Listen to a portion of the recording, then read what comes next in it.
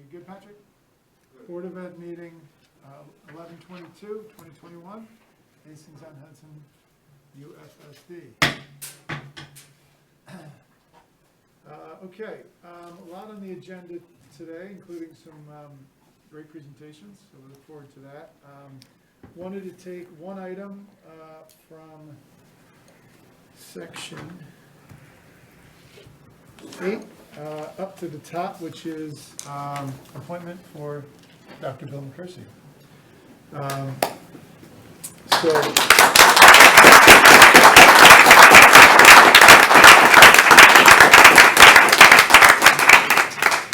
Do any board members have any comments, questions on 8A before we vote? Wanted to say that we are thrilled, so congratulations. Can Amy and I say something? Yeah, let's wait to the vote, and then we'll do it after the vote. And then we'll have some opportunity to say something.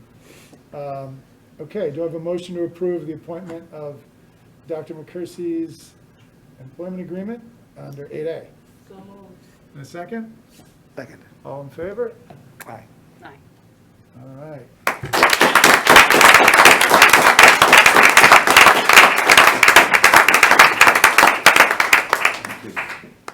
Thank you very much.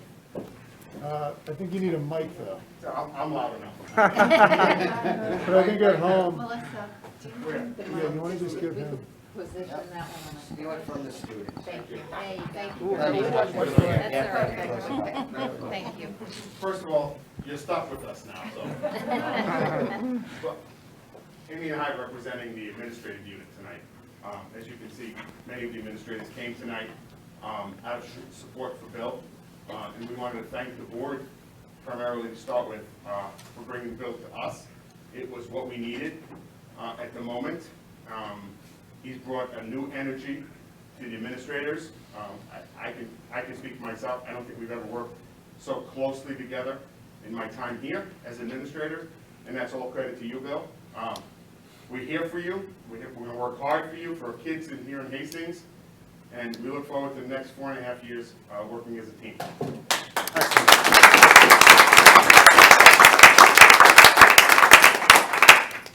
just want to say that one of the things that you brought to us, Bill, right at the beginning was the tall 7. And I think that you've been a perfect model for us in so many of those attributes. I can tell you that there's been no other time that we've felt like an us in the way that we do now. So we are extremely excited, and we know the next 4.5 years are going to be great. So thank you, everybody. Thank you. Thank you.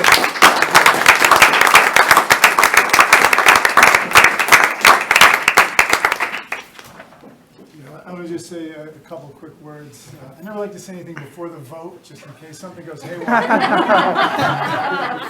I'm a Chicago native, so I understand. 4-3. But, I've really appreciated a lot of your leadership, and the board has. We've had discussions about it, obviously. A few things I think really stand out is your approach to relationships.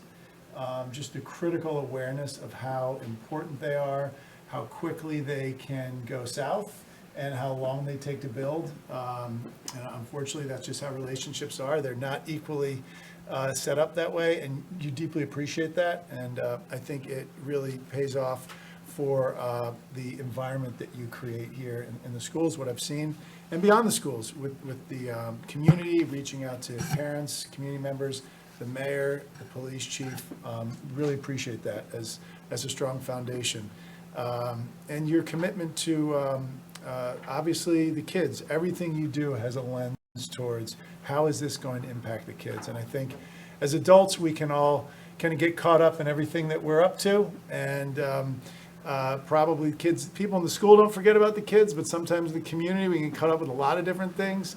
And kids are always in there, but they're not always the top. But you always force us to really look at everything through the lens of the kids, which is why we're all here. So thank you, and appreciate what you've done so far, a few months in, and the road ahead. Thanks, Bill. Great, thank you.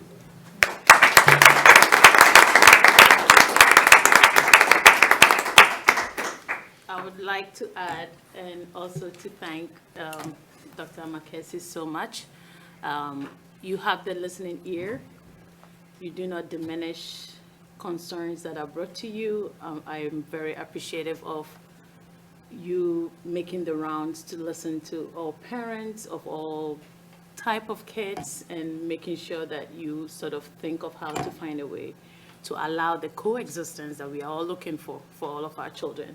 That listening ear is really appreciative, and that equal, equitable approach is very much appreciated, and we are all very much excited. All my circles are very excited, and thank you so much. Thank you. I just add a small note, on top of what everyone else has said, that one thing that has impressed me so much about your manner and your interests and your background is, like, I always feel, any small district has a lot of challenges just inherent in being small. And I think you from your background, you totally get that. And the other flip side of being small is that there's a lot of opportunity here to make it different, to make it special. And, I've just been impressed by your manner, by your professional record. And as you know, personally, the education institutions you experience and have been through, I consider some of the, preeminent ones that really keep the fire of education alive through the years. And I just think it's a unique fit, as unique as the town. So I couldn't be more happy. Thank you. I don't know if you want to say a couple. Can I sneak in one comment? And I promise it's going to be brief. But I just want to say that, when we were looking for a leader and I spoke to people, what they said is they wanted somebody who had authenticity and somebody who cultivated buy-in and respect and would bring people together in the same direction. And as I've seen your tenure here since August, I have seen the way that you've demonstrated that through words and, more importantly, in deeds. And I think the fact that you have all these folks here who've turned out part of the colleagues and the team that you lead speaks volumes about you. And I feel that we're in such a privileged place because you really have assembled a really terrific group here. And I think the best days for Hastings are ahead of us. So thank you. Thanks.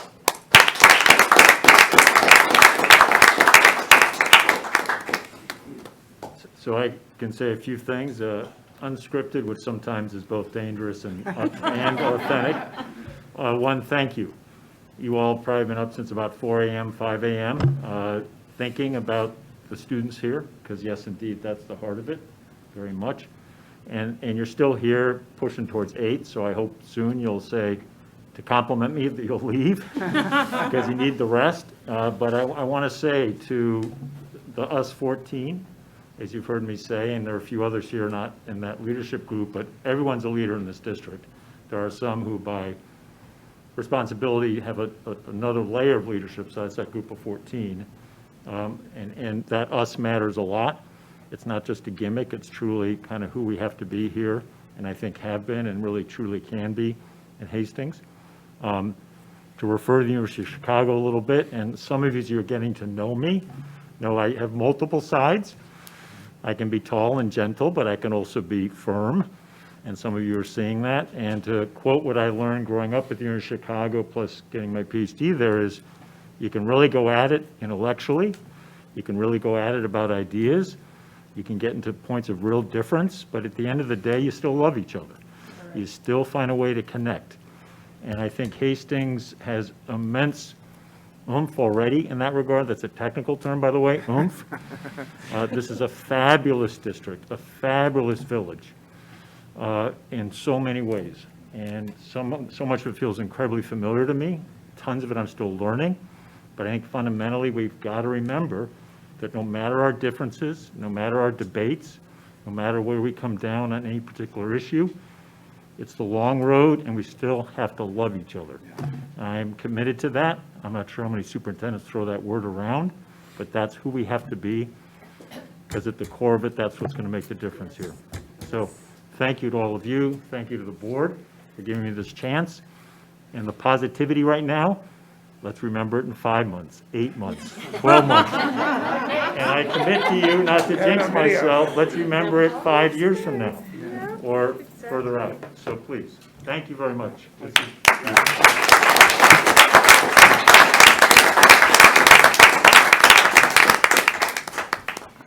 We obviously have a long agenda. I would love to invite all of you to stay, who would like to stay for it. And if you are here for this and you'd like to go, let's give a break now. And I know some of you have a couple things you want to say, you're going to That's all I say. came for. Thank you. Thank you. Thanks.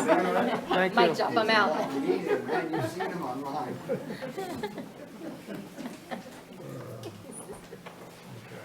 Okay. So, Bill, I'll pass it back to you for the announcements. Or, Okay. I don't know where you want to start from there, but. Yeah, so what we have structured in this year, as the board knows, and with a few more people in the room may not be familiar with, is during the superintendent report, there's district highlights, a series of real positives that have occurred over the last couple of weeks, and then also use it a time to do some important updates. One will be COVID-19. The others will be briefly on drugs, alcohol, and vaping, and Lou's going to stay to follow me on that a bit, because he and I have already, I think, as with Melissa H., connected on that, and certainly it's middle school too, Jennifer, but that'll be the sort of final piece of this update. But that's more of a launch, this set of points, that last one. There is, witness my earlier applause for you all. There's just, in the last 2 weeks, immense points of success. Let me start with Beauty and the Beast Junior, which I think, Jennifer, you described as, was it delightful or adorable? Adorable. And unfortunately, it's the first production I've missed. I could not get to it. I apologize. I had been to all the others. But I hear that as it was truly wonderful, delightful, and of our sixth graders putting that on with not a lot of rehearsal time, I think. And it was indoors, and our second such indoor performance. As Jennifer kept stressing to me when I checked in on it, because I wasn't going to stand here and said it went well, and then someone said, well, Bill, it really didn't go well. I figured it did. But it was both live for family, but taped and live streamed. So finding a way really to share that goodness. Second, staying with Farragut, SAC held a successful Thanksgiving food drive and assembled Thanksgiving in a bag. Maybe that was the boxes in the hallways. Yes, thanks. And that was distributed today to extend Thanksgiving to families who may be in need. Third, Farragut is holding their Wellness Day on Wednesday, well positioned ahead of Thanksgiving, I guess, to remind us of general wellness, both for our mind and body. Fourth, moving beyond the middle school, and I was able to see this, Paige Martin signed her national letter of intent last week to play Division I basketball for St. Francis College. I've not seen Paige play, but standing there with a number of teachers, administrators, her fellow students, teammates, her coaches, and this beaming family at the table was remarkable and truly special. Fifth, and Gus will a little later back me up on this, junior Anna Thomas placed 61st in the state overall in the cross-country state championships, and I do know New York in athletics, and that's an incredible accomplishment, because this is truly the Empire State. And to run that well is in that kind of competition is excellent. Lastly, in case nobody read the Friday letter that went out from me, don't worry, I'm not going to read the whole thing to you. But I just want to underscore 3 parts of that letter.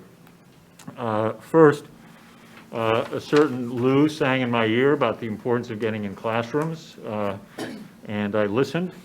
And I've started into that. They're informal. There are, don't worry, board, lots of times we're in formally with our teachers, but it's important that I can informally get in, drop in, and I've been told that the faculty here welcome that. And you should know that's not typical. It's not typical that faculty say, oh, we don't mind if you walk in. I even walked in on an AP exam and I stayed, a little much to the chagrin. I didn't disturb them, but I wrote about that in the letter. Go look at it if you didn't read it, please. So I was trying to bring to life kind of the intellectual work here.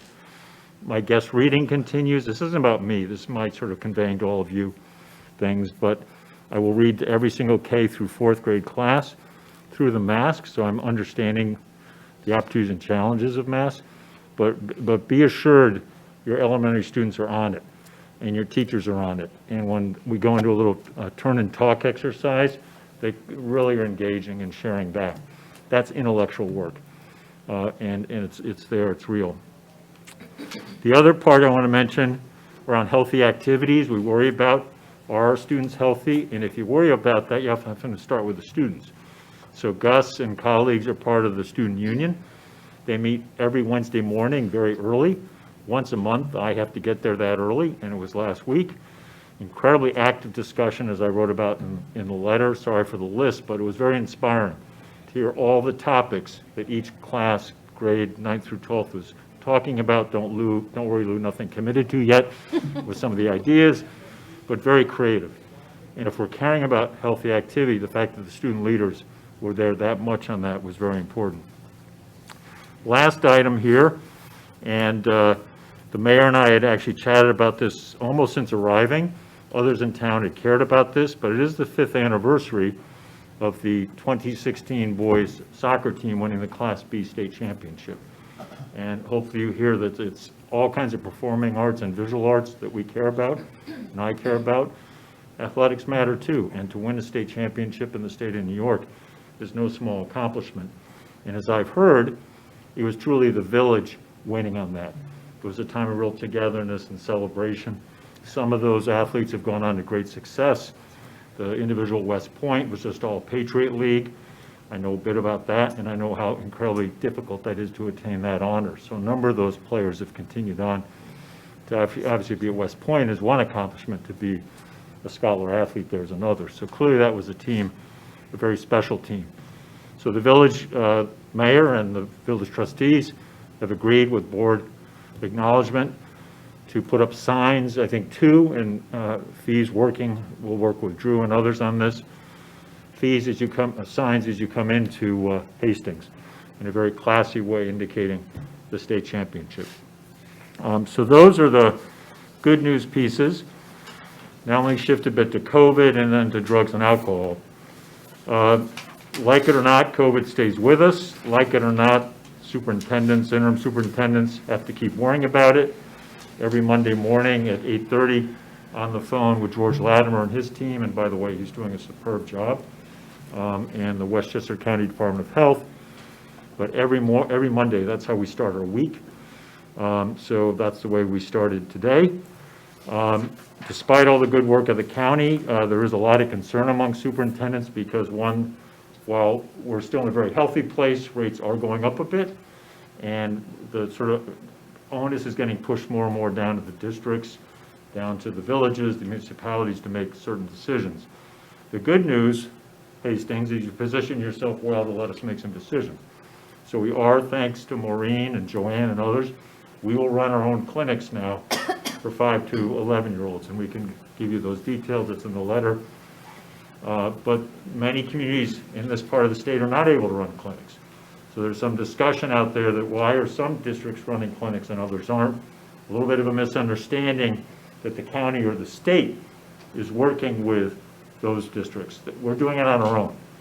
I just want to be clear on that. And indeed today, very important, Superintendent Harrison Lou Walls said to all of us, we should send a statement to the state to say those high-need districts should be first for clinics because many of the rest of us witness what we're going to do here in Hastings. We can run clinics. I mean, we can partner if they had to get it done. Others can't. So that's a key positive update. The other thing is you've seen is we have modified the quarantine requirements. And we are a district that is proceeding with that. Some other districts are not. We do have an indication from the county and the state that it's approved. And we're going to proceed with it, but some are not. But that, I think, should be helpful. So that's that update. Let me just go then quickly to drugs and alcohol and vaping. I hope if you had not seen my letter that you've looked at that part. There are 2 paragraphs. The first paragraph intentionally, and I'm sorry to be personal, but the first paragraph is my view on this. More than maybe most people have known. That's something I've cared deeply about really since the start of my career. And what I said in the letter, fundamental to me, is how we're very open about it, how we don't look away, we don't shrug. We deal with it head on. We talk about it. We're not afraid to talk about it. Started my career in the independent school world and boarding schools when a lot didn't talk about it because they were afraid to get the wrong reputation. Fortunately, I worked in a place where we did talk about it. Even in those years, we got a bit of reputation falsely ascribed. Fast forward to Weston, Connecticut. worried about would people move to that lovely town if you're talking about drugs and alcohol and vaping, and fortunately they said, no, we're going to talk about it. So I was lucky to be in a community that said the best way to begin to deal with these things is to be open and talk about it. So as I've come to understand Hastings is very willing to talk about it. I even attested that with a few board members before writing that part of the letter. What I want to say is, and I've talked with the whole leadership team, I've talked especially with Lou and Jennifer about this. I mean, I've talked about what's age appropriate or not, but that's something where if you're open, you can help families see why certain things aren't getting discussed at the elementary level, but may get discussed at the middle or high school level. But I've committed to, and I'm joining the band on this one, which is very important. Let me repeat that. I'm joining the band on this one. More than this community knows, you've got administrators, you've got staff, social workers, psychologists, counselors, coaches, musical directors who care about healthy students, care about helping them make healthy decisions and choices. Understanding that adolescents may make some mistakes. How many of us may have? Don't answer that. But you have to be very open about it. So one, we're going to share what we know as the board sees fit periodically in terms of usage rates, broadly defined, not individuals. Two, most important, educationally, what are we doing? How do we know if it's working or not? I hate to say this is a bit Sisyphean at times, but we just still have to be on it, educational. And then third, discipline does matter at times in this.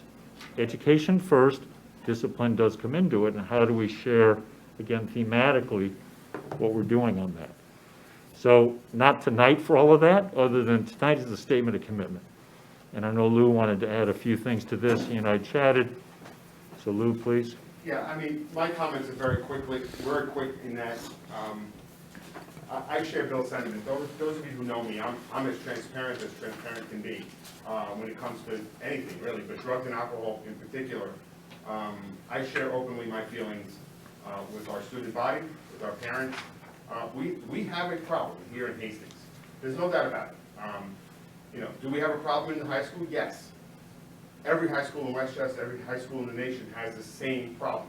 I went to a meeting last week with my colleague principals around Westchester, and I heard scarier stories from them than I've seen in Hastings. However, our problem is our problem, right? And I can't be looking at the Scarsdales of the world or the Origins of the world when we're solving our problems. I can tell you, I see it as two issues. I see it as a cultural issue in Hastings, which is probably going to be one of the most, that's something you're not going to fix.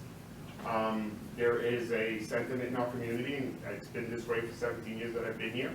There's a faction in this community to feel that we need to teach our teenagers how to be professional drinkers before they go to college, and need to be able to smoke pot at a very young age or smoke pot with their parents. That's real. That's never going to change. However, we can control what happens in our buildings. And Melissa and I, spend many of our day patrolling the hallways, in and out of bathrooms. Gus can tell you. We know many of the players in our high school who are vaping, and I think that's the biggest issue in our high school is vaping. Marijuana use, I think, within the building has significantly dropped. We don't get drunk kids in the building. That's a rarity. Outside of that, kids have nothing to do, right? So on the weekends, their vices are what they're used to, and that's hanging out with each other with nothing to do in the cold weather in the pad, in the woods, right?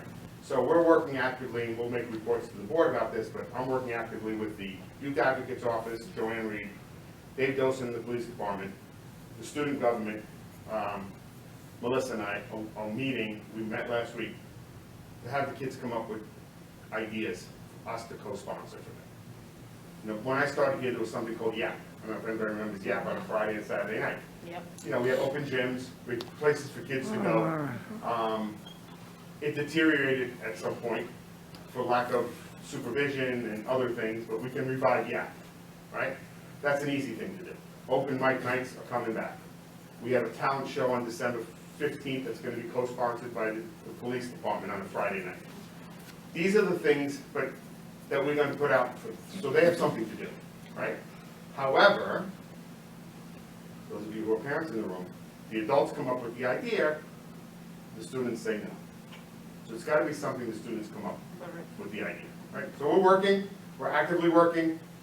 I don't want anybody to think that kids are walking down the halls of Hastings High School smoking pot while they're walking and saying hello to their teachers. That's not happening.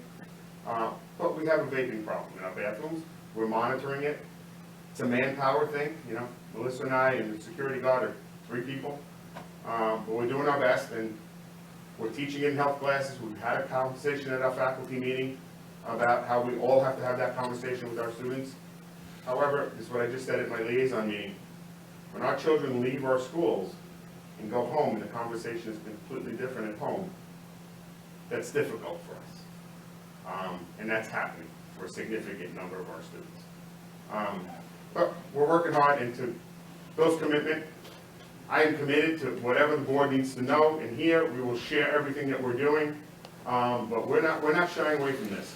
I think there's good and bads came with the discussion regarding the dispensary.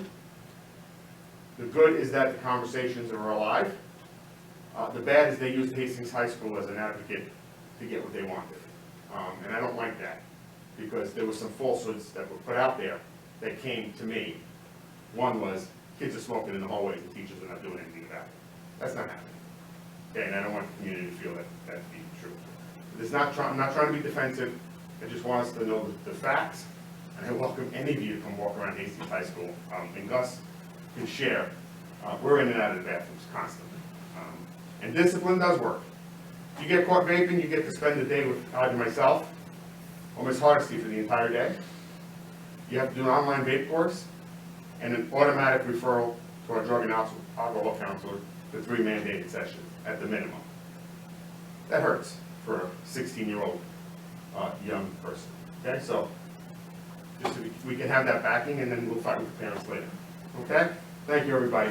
And we also have the Longitudinal Survey Administration coming up. That's right. On in December grades 15th, we are. 10, 12. The Way Coalition is facilitating that survey that was done in 2019 that was brought up as stats. We're redoing it on December 15th. Thank you, Melissa. Thank you, Lou. Thank you. Thanks, Lou, and I really appreciate being so frank. You and I have talked a lot about this already. And to tie the COVID piece to this, I think the through line on positive for me is we have to be normal within COVID. You know, whatever's happening with the rates, and people make their decisions on vaccinations, but we can be normal through COVID. And the point being that before COVID hit, vaping in the Weston schools, Westport, you name all the districts, New Canaan, was a giant issue.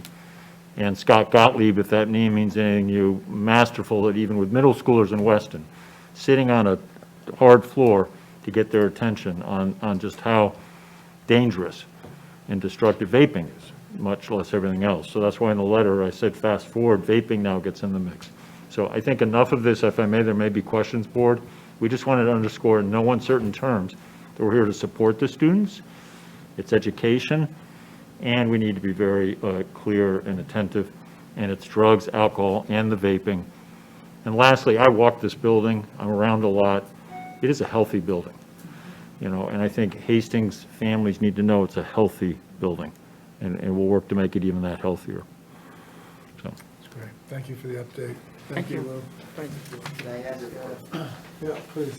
Lou, not to downplay the seriousness of your work, but is there any positive decline in vaping rates? If you looked at it before COVID, when, you know, these flavored vapings were out, is there a trend that's visible, or is it, you know, we're such a small school that you wouldn't jump on a trend like that? I'm hesitant, however, Okay. I can tell you that I believe, based on instances of students getting caught, quite frankly, Yep. it's down from last year. It's down from when we were pre-COVID, before we were out. Yeah. But it's also, there's a core of students who we know are your players. And those are the students that we've been really concentrating on, going into the bathroom multiple periods a day. So it's a core of students. It's a majority of students are not doing it in the building. And to answer your question directly, I think the trend is down. Could I just put forth a question, and just because Gus is here. I'd really appreciate hearing a student perspective. I happen to have 2 high school students, so this is a frequent talk in my household, but I think it's really helpful to have you share out what you have experienced either during your years in high school, not you personally, but I'm saying in terms of what you're navigating in the high school arena and kind of what you think would be a meaningful action from the adults who kind of are the decision makers, but the people who are impacted are obviously you guys in the school setting. So I'd just like to hear from you. I think Mr. A was definitely right. It's gone way down. I don't spend a lot of time in the bathrooms, but when I go in there, I'm definitely seeing fewer people vaping, which is awesome. As far as like the student body, I'd say 90% is so against it and so sad that you're seeing people you've gone to kindergarten with that are putting this terrible stuff in their bodies. And that's, you know, athletes and, you know, people in the student, it's a whole bunch of, you know, different kinds of people that are really upset about it and really sad to see these people getting hooked by, you know, all these different kinds of drugs. So I think anything that you guys would do is welcome.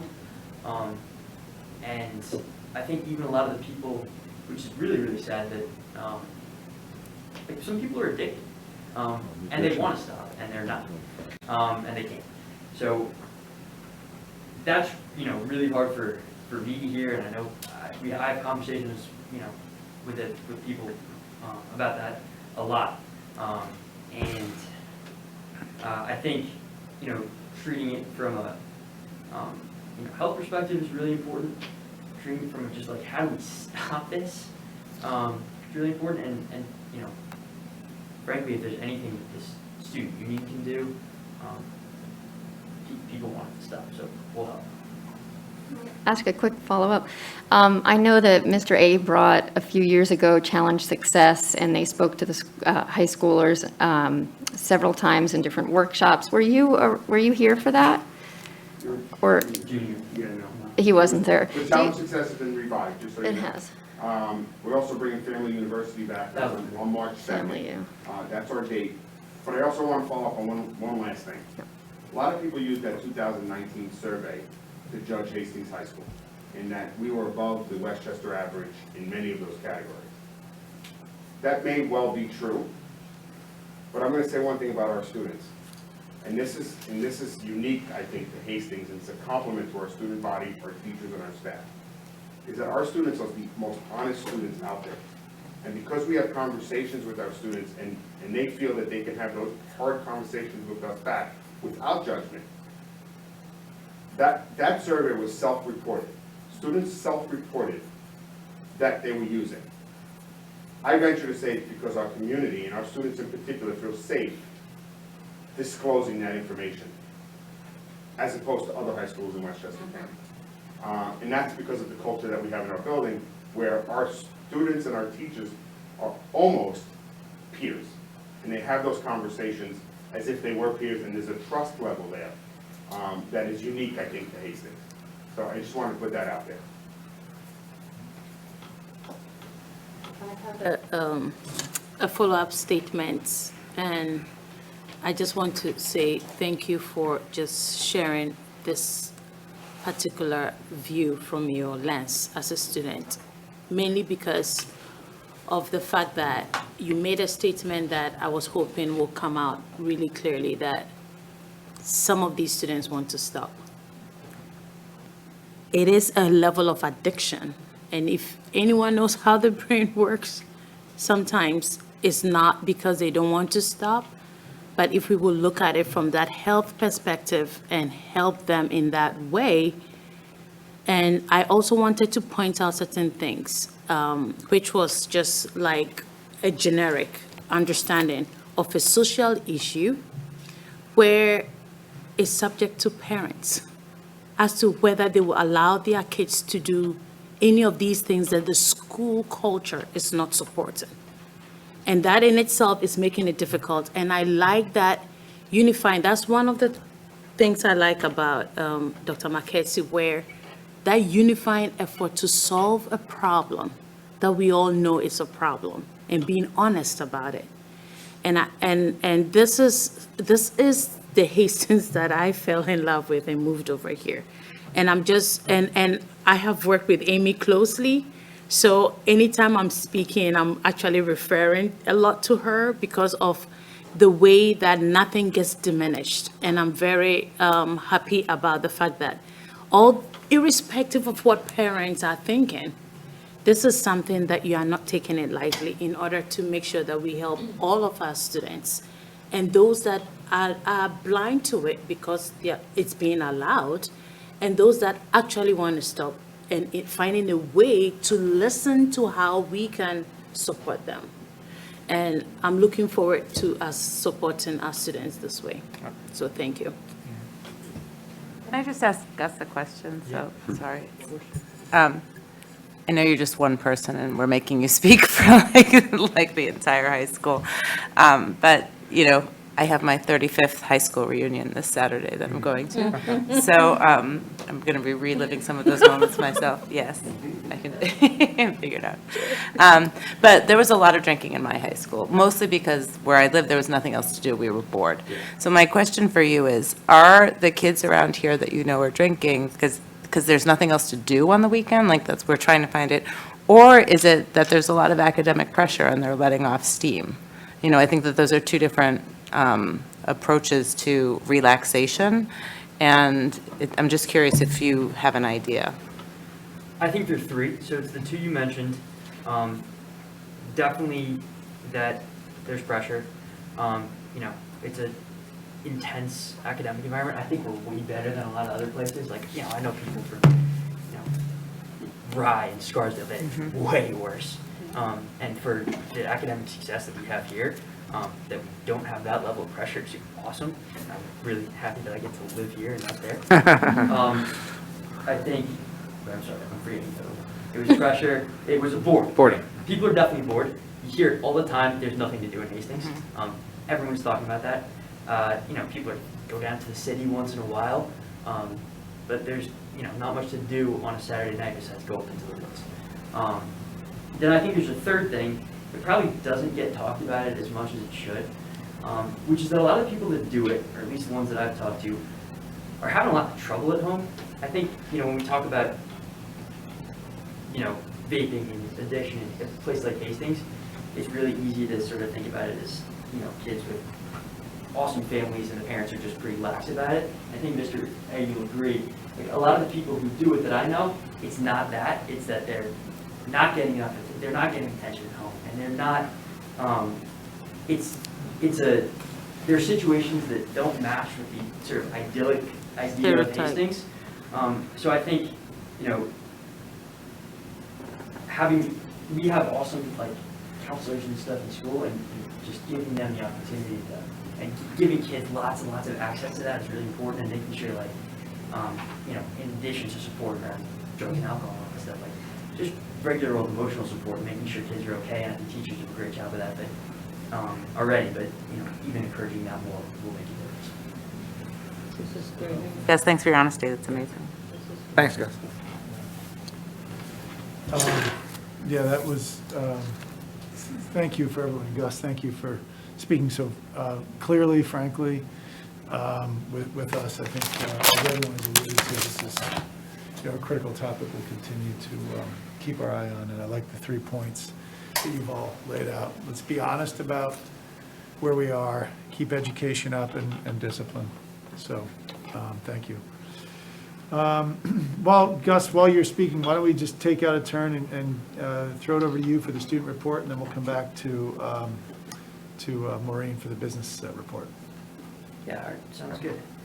So on a little bit of a lighter note, Dr. McPherson said Paige is going to St. Francis for D1 basketball, which is awesome. Everybody is super, super proud of her. You see it on people's Instagram feeds. Everyone's just posting pictures. It's so happy for her, which is amazing. Anna Thomas placed 61st in states in New York is one of the most competitive cross-country states in the country. So that's a really big deal. You know, I'm on the cross-country team too, and we're all so proud of her, and so is the rest of the student body.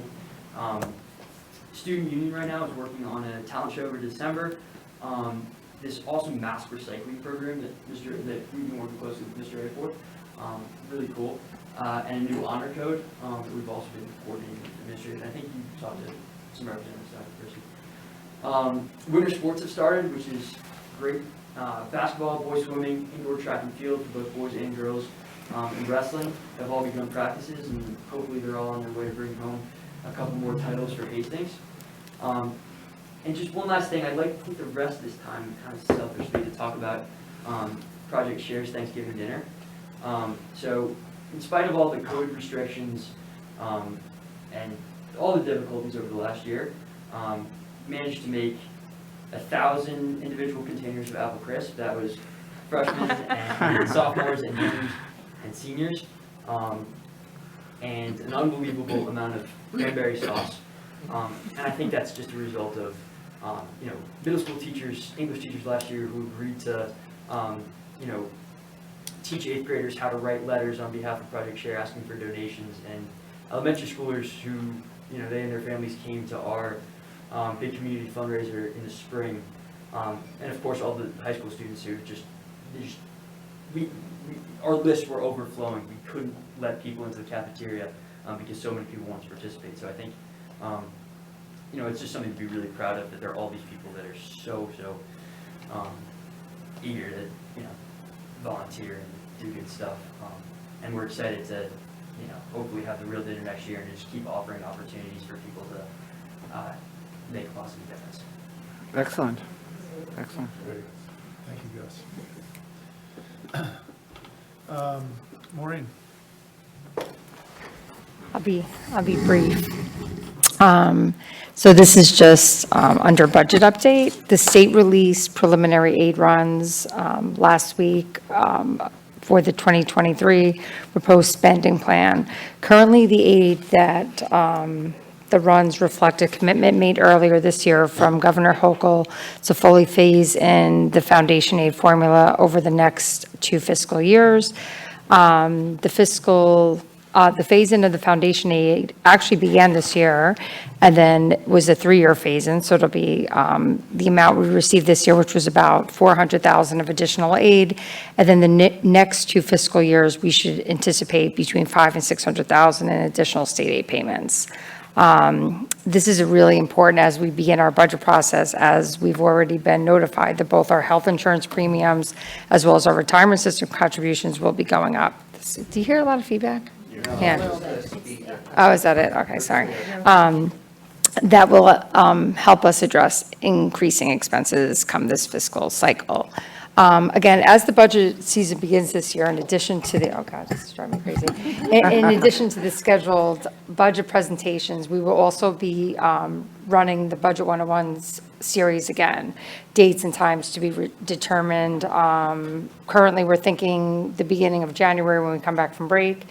And again, these sessions, for those who are not familiar with them, are really focused on budget development, and it really allows for interaction with those who choose to participate in those. Because as we know, once we get into the budget season, we're already in the process of presenting what we think our spending plan is. So we're looking forward to providing that, and then, of course, posting them on the website for those who are unable to attend. In terms of a construction update, the hillside construction continues to move on schedule. At this week's construction meeting, we have them each week. It was reported that although there's still some lead time on items, it has not impacted our schedule thus far. And also the weather has been fabulous and really cooperated with us this fall. The building is nearly completely enclosed. There's some glass that we're waiting on, but we're making it weather tight so that they can continue the finishing work inside the building. The middle school auditorium project is also in full swing now, and the room now is being more transformed into a space that can be used for learning and collaboration. The design team, which next time I'll bring you some pictures of what they've selected. The palette of colors is going to be quite bright, but it's really going to make the space, I think, a lot more fun, and there's going to be all different color acoustical panels on the wall. But I think the space, for those who are familiar with it, it's a bit dark, so the idea is to really, bring the room into the new century, I guess. And then again, that's also on project to be completed in March. The music suite, which will be reopened for business, we hope in December. We're just waiting on a couple of furniture, a couple storage items in there, and we're hoping to have a ribbon cutting ceremony to commemorate the beautiful renovation that has taken place in the space. So we're almost there. 3 years, 4 years of the running, almost there. That's all. That's great, thank you, Maureen. I want to open it up for public comment.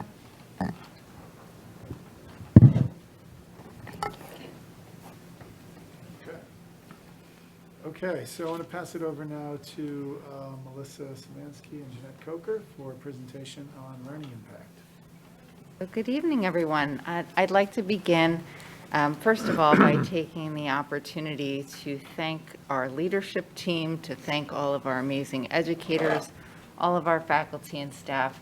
When I think back about the height of the pandemic and all of the incredible twists and turns and flexibility that was required, I do want to recognize and thank everyone because that contributes to all of the information that you'll be receiving this evening. I'd also like to provide a roadmap of tonight's learning impact presentation so that the board and the public know what to expect in terms of the flow. We've built in some opportunity for questions along the way because it is a lot of information. So we'll begin by outlining the high school data, followed by an opportunity for questions that are related to the high school. Then we'll transition to 3 through 8. We'll present ELA. We'll have the state data and an opportunity for questions there. Our local data, opportunity for questions there. And we'll repeat that process for mathematics. And I want to thank Jeanette, who's been my partner in designing this, and all of our building leaders who have come and stayed for the presentation about their buildings. All right, so some overarching takeaways this evening. Hastings is doing well overall on multiple measures. And again, that is a compliment to our faculty and staff. We're seeing many areas of strength on both the standardized state measures and the local STAR assessment measures. And we're also seeing some areas of variation. So we're seeing areas that are quite different, including content, sometimes grade level, sometimes building, and sometimes subgroup performance. So we'll begin at Hastings High School, and we'll outline for you Regents data and the AP data. And the Regents results will be brief this evening, because with regard to learning impact, there are some important considerations that make it challenging to draw any conclusions about learning losses or gains using Regents performance as the metric. We had no Regents 2019-20, no Regents 2020-21. And we will resume the Regents exams this year. So I will turn it over to Jeanette, who was our Director of School Counseling. She's going to help us take a closer look at learning impact at the high school level, particularly through the lens of the AP examinations. So, okay, thank you. All right, so overall, we're going to present the slide probably in the next 2 that will give you graphic data as well as bar data with regards to AP exams and how our students have been doing, how many have been taking exams, what percentages are being scored for a 3 or above, which is considered, for all intensive purposes, proficient and accepted by many colleges and universities as a college credit for students moving on. Please note that not all schools will accept AP scores for credit. It's just an individual choice with regards to schools. There are some schools that just expect students to take AP exams, expect them to take the exam, the class, because they are who they are, but they will not allow them credit for college level. So understanding of that is when they are in junior year, they don't know where they're going to be applying, so they're going to push all their all into it. And with all due respects to my seniors, which we love them to pieces, I won't even look in Gus's direction, but what ends up happening is they sign up for AP exams and they're in it for the joie and for the love and for everything with the hope that they're going to be getting credit. And at some point they may learn that they're not going to get that simply because the institutions that they're applying to and or the one that they're going to be accepted into are not going to accept it. And those of you that have been through this process know that seniors, they know this by the time the exam rolls around. So it's not that they're not taking it seriously, but sometimes I proctor quite a bit of them. They sit and they say, well, I'm just thinking I'm not going to do as well, I'm not going to put all my efforts into it, it's not going to mean anything for the school that I'm going to go into. So that does play a little bit into our scores.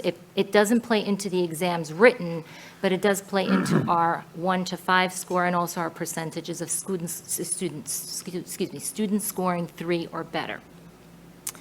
There was a different structure in 2020. It was quite a wild ride. We went into our pandemic mode in March, and the AP board had to swing into action to offer something for students to take some type of an AP exam in 2020.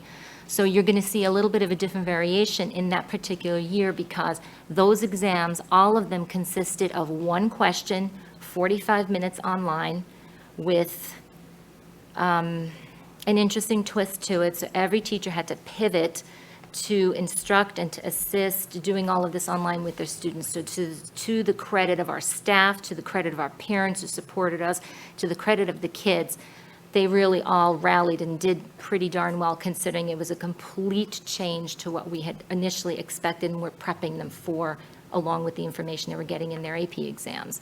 Then we swung back into a typical 3.5 hour or 4 hour exam stage in 2021, and we'll continue with that particular movement in 2022.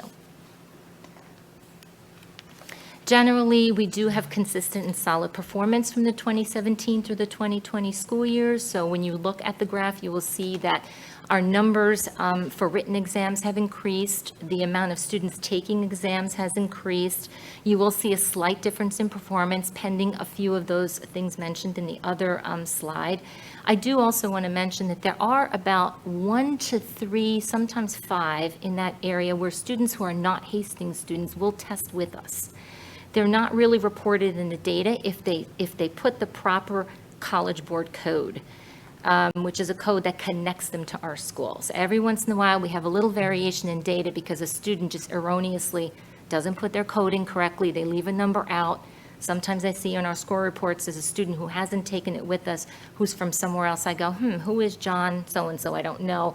It corrects itself in the end. So sometimes you'll see a small variation in that data. It's a small standard deviation. There is a slight decline in our performance for 2021 based on the percent of students performing at level 3 or better. And you will also see that there is an increased markedly since 2017 of students taking those exams.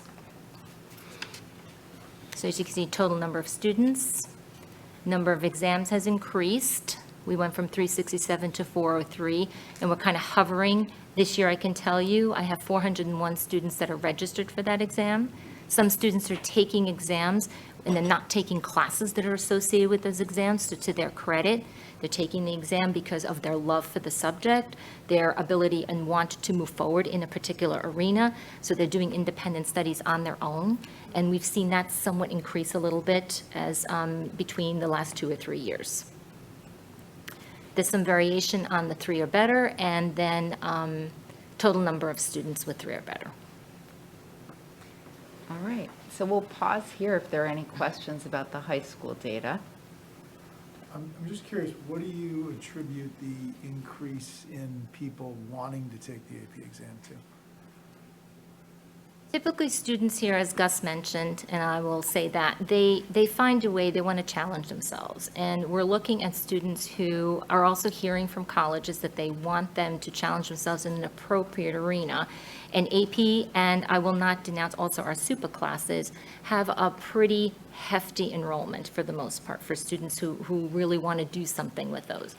And I think that they are very interested in the subject area. Some of them are using that because we have seen a small increase in school students who are applying for schools overseas. And overseas do look at this very differently. With an overseas school, it's not just the AP curricula, the exam number means something to them. So there's a set number and there's a set amount of exams that they have to take by the time they graduate in order to be eligible to apply to those schools. So we've seen some numbers in students who are applying into England, into Netherlands, into Sweden, into Denmark, into those areas, and even into some of the Canadian schools. I won't mention McGill, but I'll mention McGill, just as an example of one of the schools that does require that. So that may represent a little bit of a marked increase in some of the students taking Is exams. the messaging different from what they were receiving in 2017 from the universities? No, that's pretty much the same. I think that the students' interest has broadened. And I'll attribute that, coming from a school 17 years ago, I know it's a long time, but those students had a very kind of narrow view to what they want. Our students, I feel, it's like sky's the limit for them. They are so good, they will reach out, they will try, they will reach to schools across the United States, across the seas, into other areas. I'm like, wow, that's really cool that you're applying to Guam or Marshall Islands or something to that arena. So I think just that their interest has just grown in general, yeah. I would just also say that when we see from the college level, when we see students with AP experiences, it just tells us that they are more college ready, because, in the United States, there's a huge gap, I have to be honest, between schools and colleges. And it's an ongoing issue across the board. Of course, Hastings students do wonderfully because the schools are really good, but when you see students that take AP classes, you're like, okay, they have a taste of college, so to speak, so. That's also to say our super students as well. Exactly. When we get feedback from freshmen in college and sophomores in college, when they come back and they visit, one of my questions is, so how did you feel the first year went? Overwhelming majority say Hastings has prepared them very well for their first year of school in that arena. So, and it's attributed to everybody's everything, so. And the AP classes are different subjects. Yes. Do you find that it's consistently the same percentage every year, or suddenly everybody's taking math, or suddenly everybody's taking? I wish I could say that. Yeah. More or less, they stay pretty consistent, but sometimes year to year, we do have a different interest, and I also think that's part of a cohort group. So you may have 150 students in a junior year that are moving into senior year, so that number will inherently move up because there are 20 more students in that particular year than there were in the previous senior year. So if there's an interest in psychology, I'll see that number grow. But more or less, we keep roughly around the same, so. Jeanette, is Hastings consistent with other Westchester high schools in that it offers its AP courses starting in the junior year? Yes, the only difference is there are some schools that do offer an AP course in sophomore year, and that's really just per how the school district wants to look at it. The one that's mostly and it depends really on it, would be AP World History. So it's something that we have discussed as a department. Social Studies is discussed as a department. It's ongoing discussion. Aside from that, there's really none other one that I'm aware of that they would take as sophomores. Thank you. Yes. Just for sophomores, I know a lot of people take, and I did this too, and there were a lot of people Yes. last year, and we're convincing a lot of people to do it this year. Oh, you are? Um, Great for me. macro and Yes. macro. So we're having a, per what Gus is saying, to be specific to the increase also, it's AP macroeconomics, AP microeconomics. We had a little bit of a surge last year, and I feel it's slowly kind of gaining some steam because we're seeing pretty much the same amount of students taking it this year, and those kiddos did pretty darn good working on their own and forming their groups and having their advisor with them. So yeah, so we're seeing a lot of other students kind of flow in for the AP macro and the AP micro. I'm hoping it's because they're interested in the subject as well. Maybe they want to increase something or have something that they want to take on their own, or just because we don't really have much for sophomores, because our inherent philosophy in Hastings has always been they differentiate when they kind of hit the 11th grade, and that opens up to them. Even though they have some movement in 10th grade, it's really for advancement purposes is really just math. So yeah. And advanced geo, I shouldn't say that. I don't want to denounce that one. All right, so moving right along, we're going to start to explore the learning impact at the middle school and the elementary school. We'll be using state data in the form of the 3 through 8 ELA and math assessment results, local assessment data in the form of the recent Star Renaissance reading and mathematics assessments to help for more understanding. And just to make mention, those are the state tests that were administered in grades 3 through 8. Grade 4 was administered. However, the results are currently embargoed by the state, so we cannot present publicly at this time. So we'll begin with a look at ELA.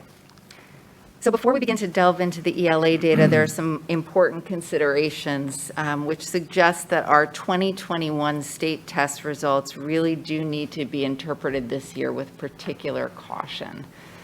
So the first is that both the ELA and math exams included only the first book, which was multiple choice questions. The book 2, the short answer, were not included in 2021.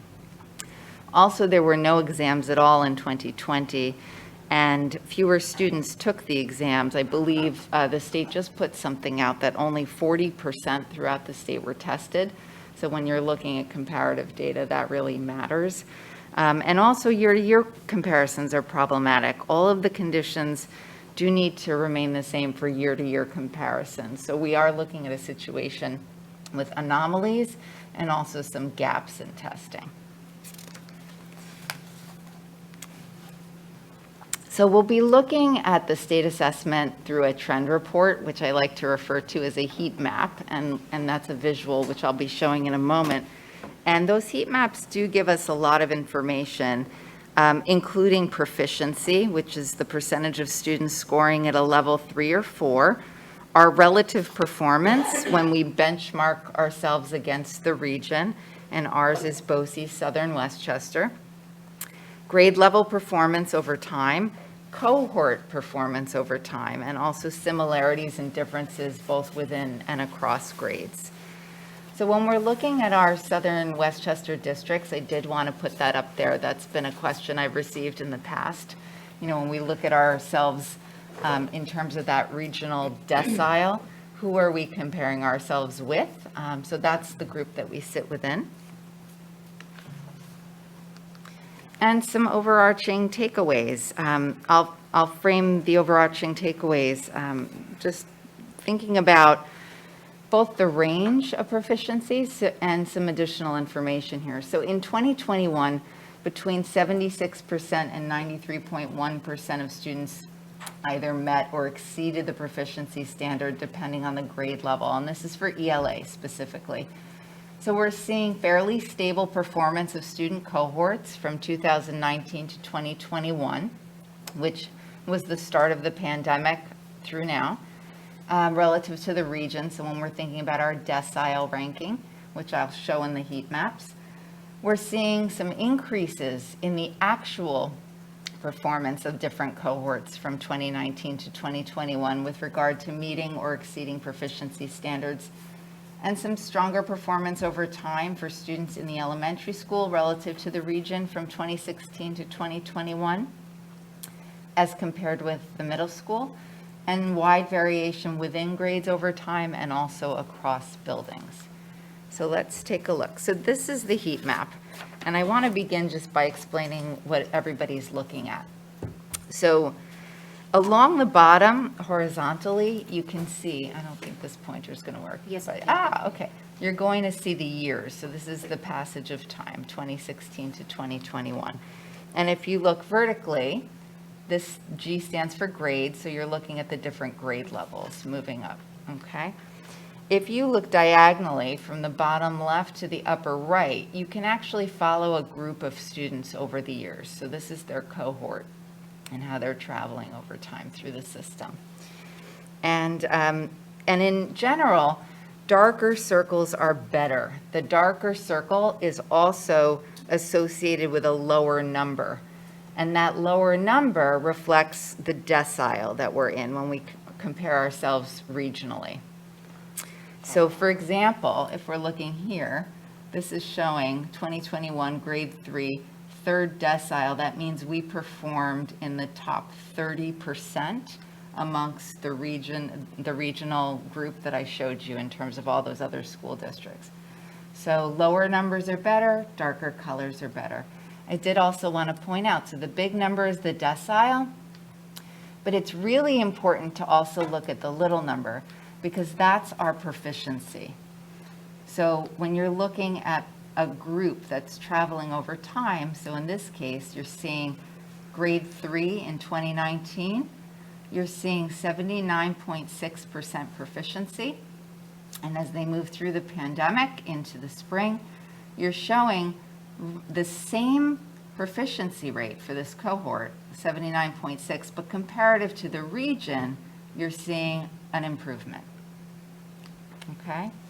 So you can do that across the board. You can look at, grade 4, moving from 2019 up, 80.8% proficiency, moving to 93.1% proficiency.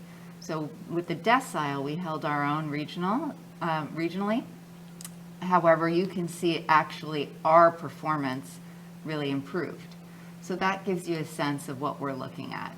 Here's another one that I want to just point out. So grade 5, okay, in 2019, you're actually seeing an increase in proficiency, but a decrease in where we sit regionally, okay? So that's just to give you a sense. All right.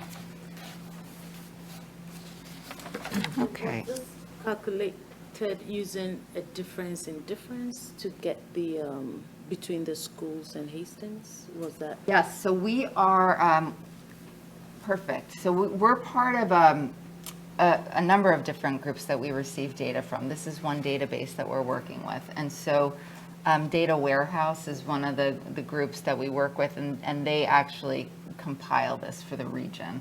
So it's a subscription, and then we go in, and they have a number of different trend reports. And this one, I think, visually really shows a good picture of encapsulating a lot of information over a short period of time. You can also look across, so you can see grade 3, for example, how grade 3 did over the years, right? Grade 4 over the years. And then we jump up here, and now the upper portion here is showing the middle school performance over time.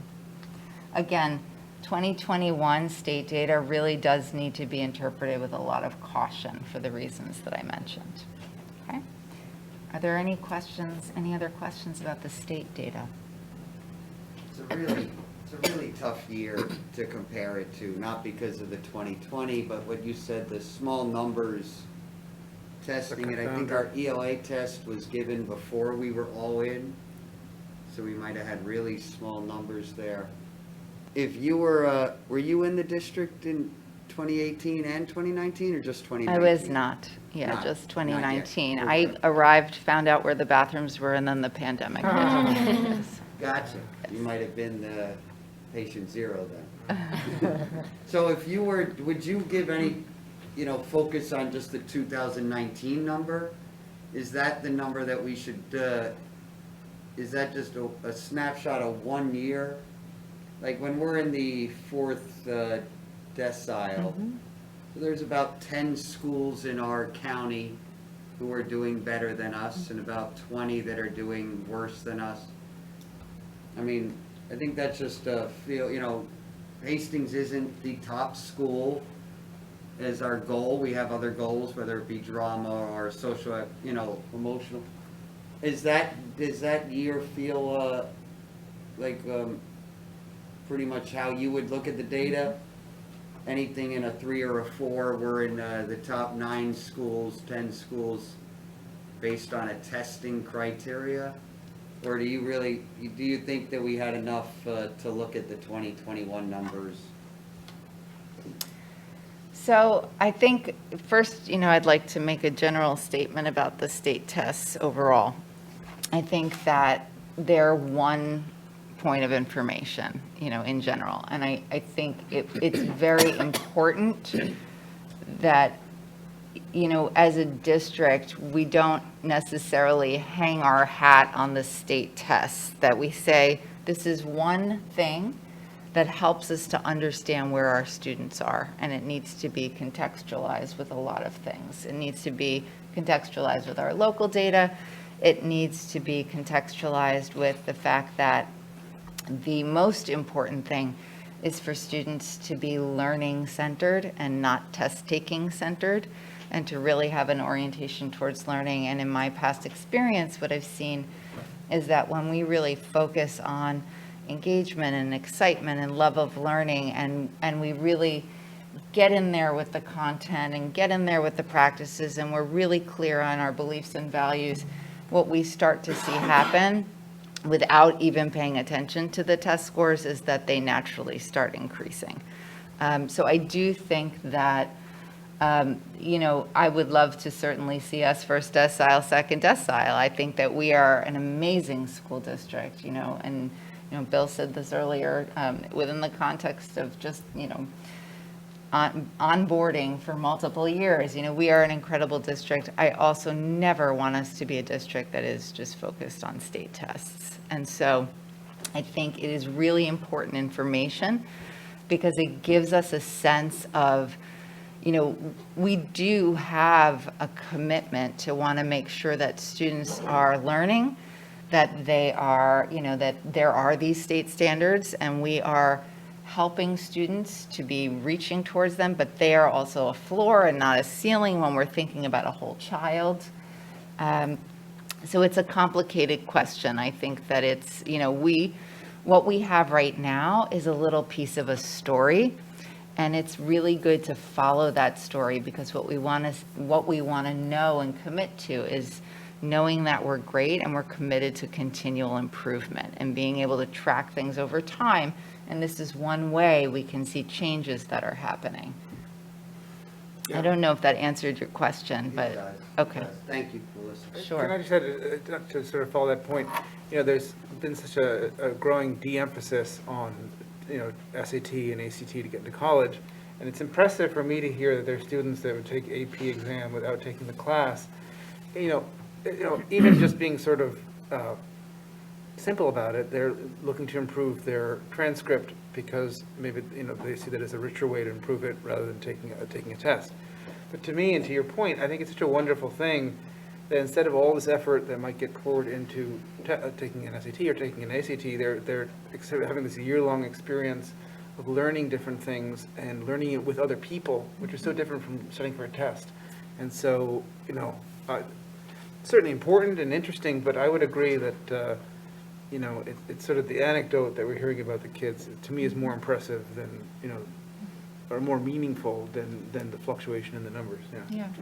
And then the caveats I'll give is that it is important to pay attention to where we see some trends, right? Because if we start seeing trends over time, if we see one group performing differently than another group, if we see one grade performing differently than another grade, if we see a building, I think it is important to pay attention to that because from an improvement orientation, variation, you want to try to reduce variation. You want to try to get everyone moving in the same direction. It's almost like, the way that I can equate it is that concept of us from a humanist perspective is the same thing with our numbers, right? Like you really do want to look and be curious about where we see those differences and be thinking about, well, that's interesting. Why are we seeing that?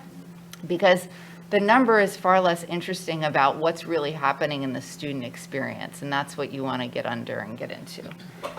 So we do need to pay attention to it, and I will say, although it was paused during the pandemic, we are also accountable to the state and ESSA accountability measures, and so we also don't want to ever find ourselves in a position where we're obligated to do certain things because of shifts in our data, because that actually does take away some of our creative freedom and our ability to focus our energy where we believe it needs to be focused.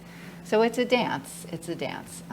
I did just want to say one thing, given that the ELA performance is noted to be stronger, and particularly in elementary school. And I think that it's important to commend the elementary school and Mrs. Cases and her team that she's assembled there, because 4 years ago, in the spring of 2017, they really came forward to this board and asked and advocated for the balanced literacy program.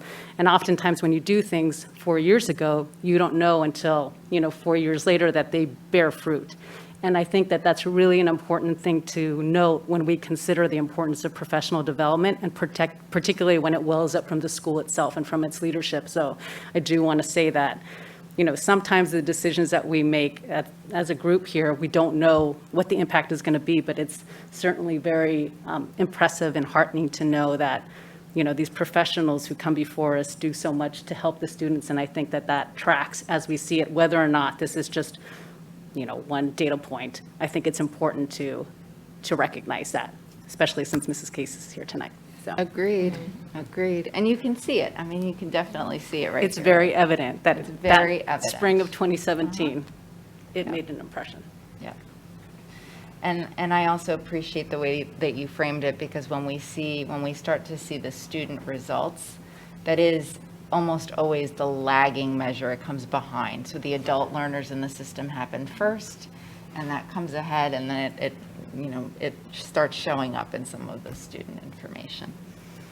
And I think this is a great data set point because of the way the company sort of put it together in comparing. So regardless of the variables that changed from year to year, which is something that you cannot, like you said, you cannot compare the years, but the way this has been done is a way that will sort of take away that variability, because this is the case where you're looking at the difference between the trajectory of performance, and you can see very clearly that both where Hastings falls together with the proficiency is sort of great, and I'm looking forward to looking at the rest of these data.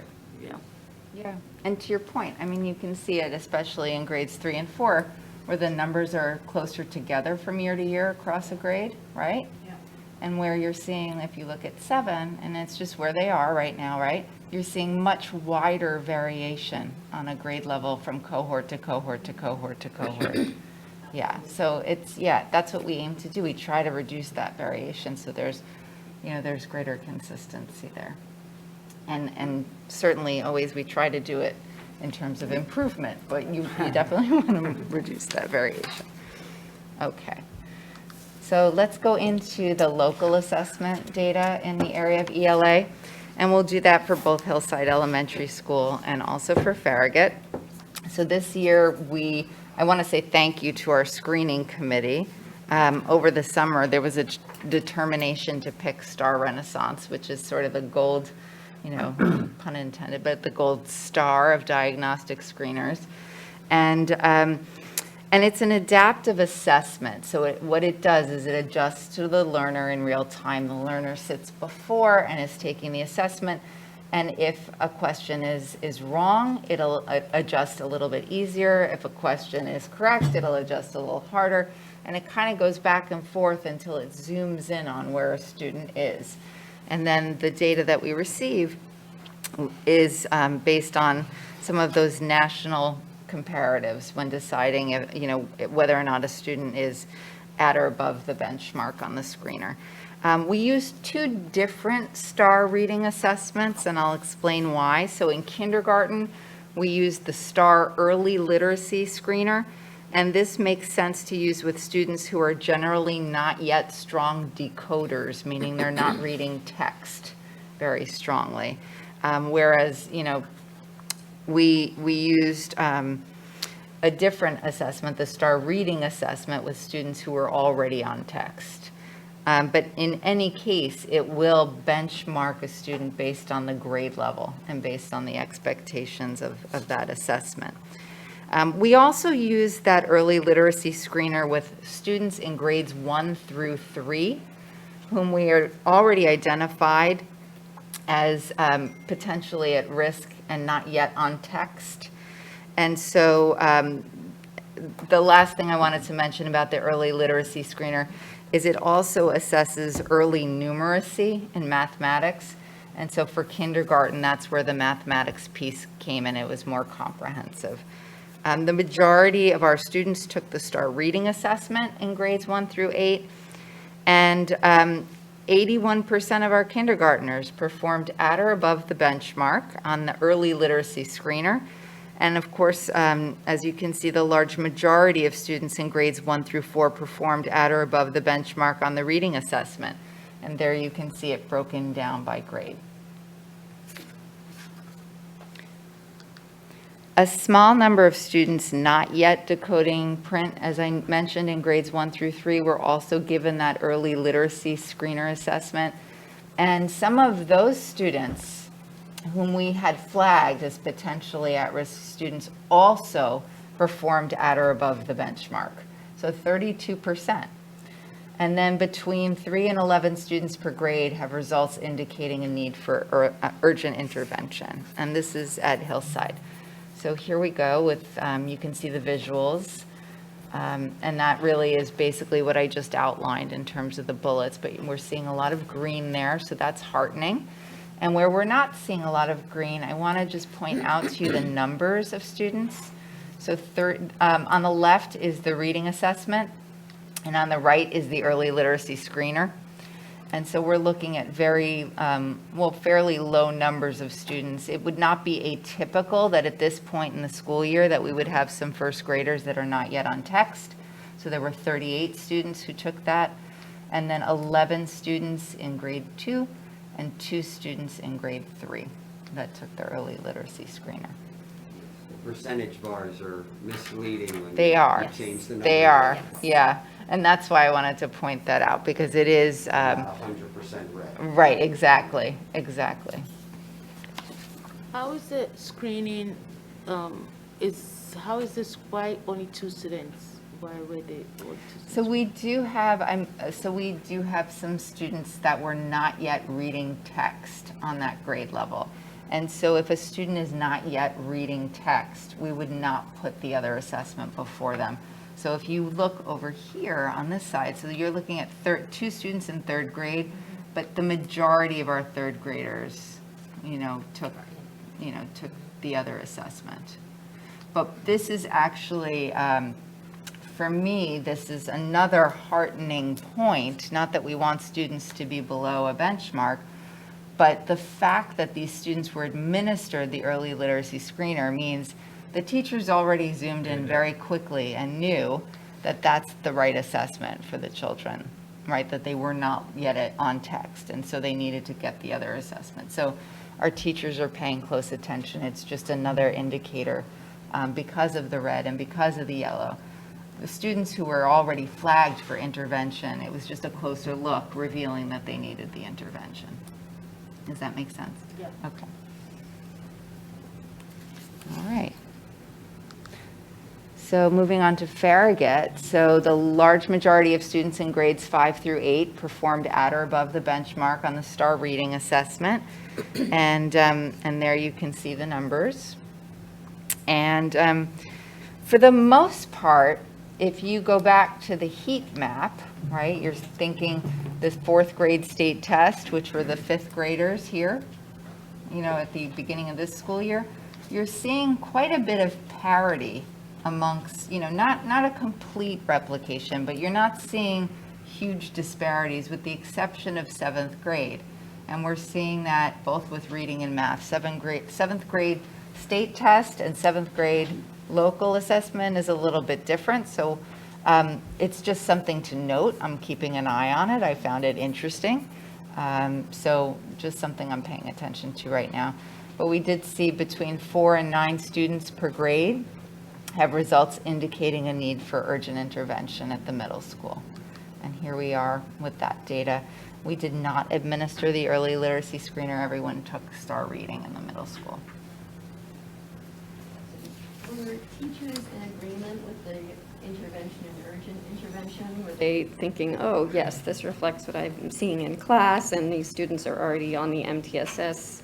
Yeah, the feedback that I received is that they thought that it was strong in terms of identifying, like the feedback I received is people appreciated it and they thought that it was not missing the mark, that we were in, a couple of anomalies like anything else because it's one data point. We've seen, I did have some conversation about a student who scored, proficient on the state test and did very well, and then just had a moment on the screener where it just didn't match, which you see that sometimes. It's just, it could be the opposite that's true too. But Jennifer's in the audience. I want to, just defer to you. I mean, was your sense as well from the teachers that they felt like it was a pretty even match? Yeah, for the most part, absolutely. Like Melissa said, there were a few anomalies because we did talk about that. We compared the state exam data to our STAR data as an MTSS closing team. But for the most part, teachers felt satisfied with knowing and agreed with the results.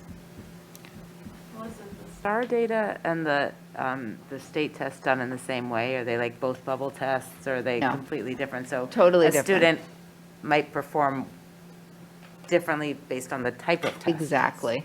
Yeah, exactly. And I think, there's so many factors. It's a really good point.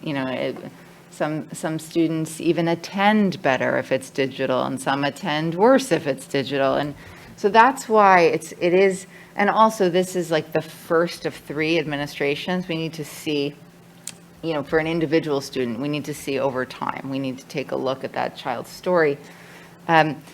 And also, this is our first experience with STAR, and we did make a conscious decision to move forward quickly with it. So we are also learning it as we are administering it, and we're learning publicly, which is also very important for people to feel safe doing that, because the alternative would be to wait, and then the adults do all of the learning, and then we wait and do the student piece in the middle of the year. And we just felt like it was really important to get that information early out of the starting gate to help us with our MTSS, to be having conversations. But it's true. I think the conditions under which students are, preferring certain things matter. And then being able to look at multiple data points, like look at the state test, look at the STAR report, look at their classroom performance, which is really critical. Look at the conversations that they're having with their teachers. Like all of these are different data points, and help to create a full puzzle. The beauty of the STAR, it would seem to me, is that it's a moment in time that the teacher has. The teacher finds out, the 5th grade teacher finds out what the kid got in 4th grade. Right. When they weren't even their student. Right. And, there's been such a time, but the STAR happens right then to the person they're teaching. That's It's right. really exciting. That's right, it is. It's great. Okay. So we'll transition to mathematics, and we'll start back again with the heat maps. And we'll replicate the same approach. We'll look at the state data, and then we'll look at the local data. So here's the mathematics, just a little overview here. So in 2021, between 59 and 89.7% of students met or exceeded the proficiency standard, depending on the grade level. This is a slightly wider variation than we saw with the ELA.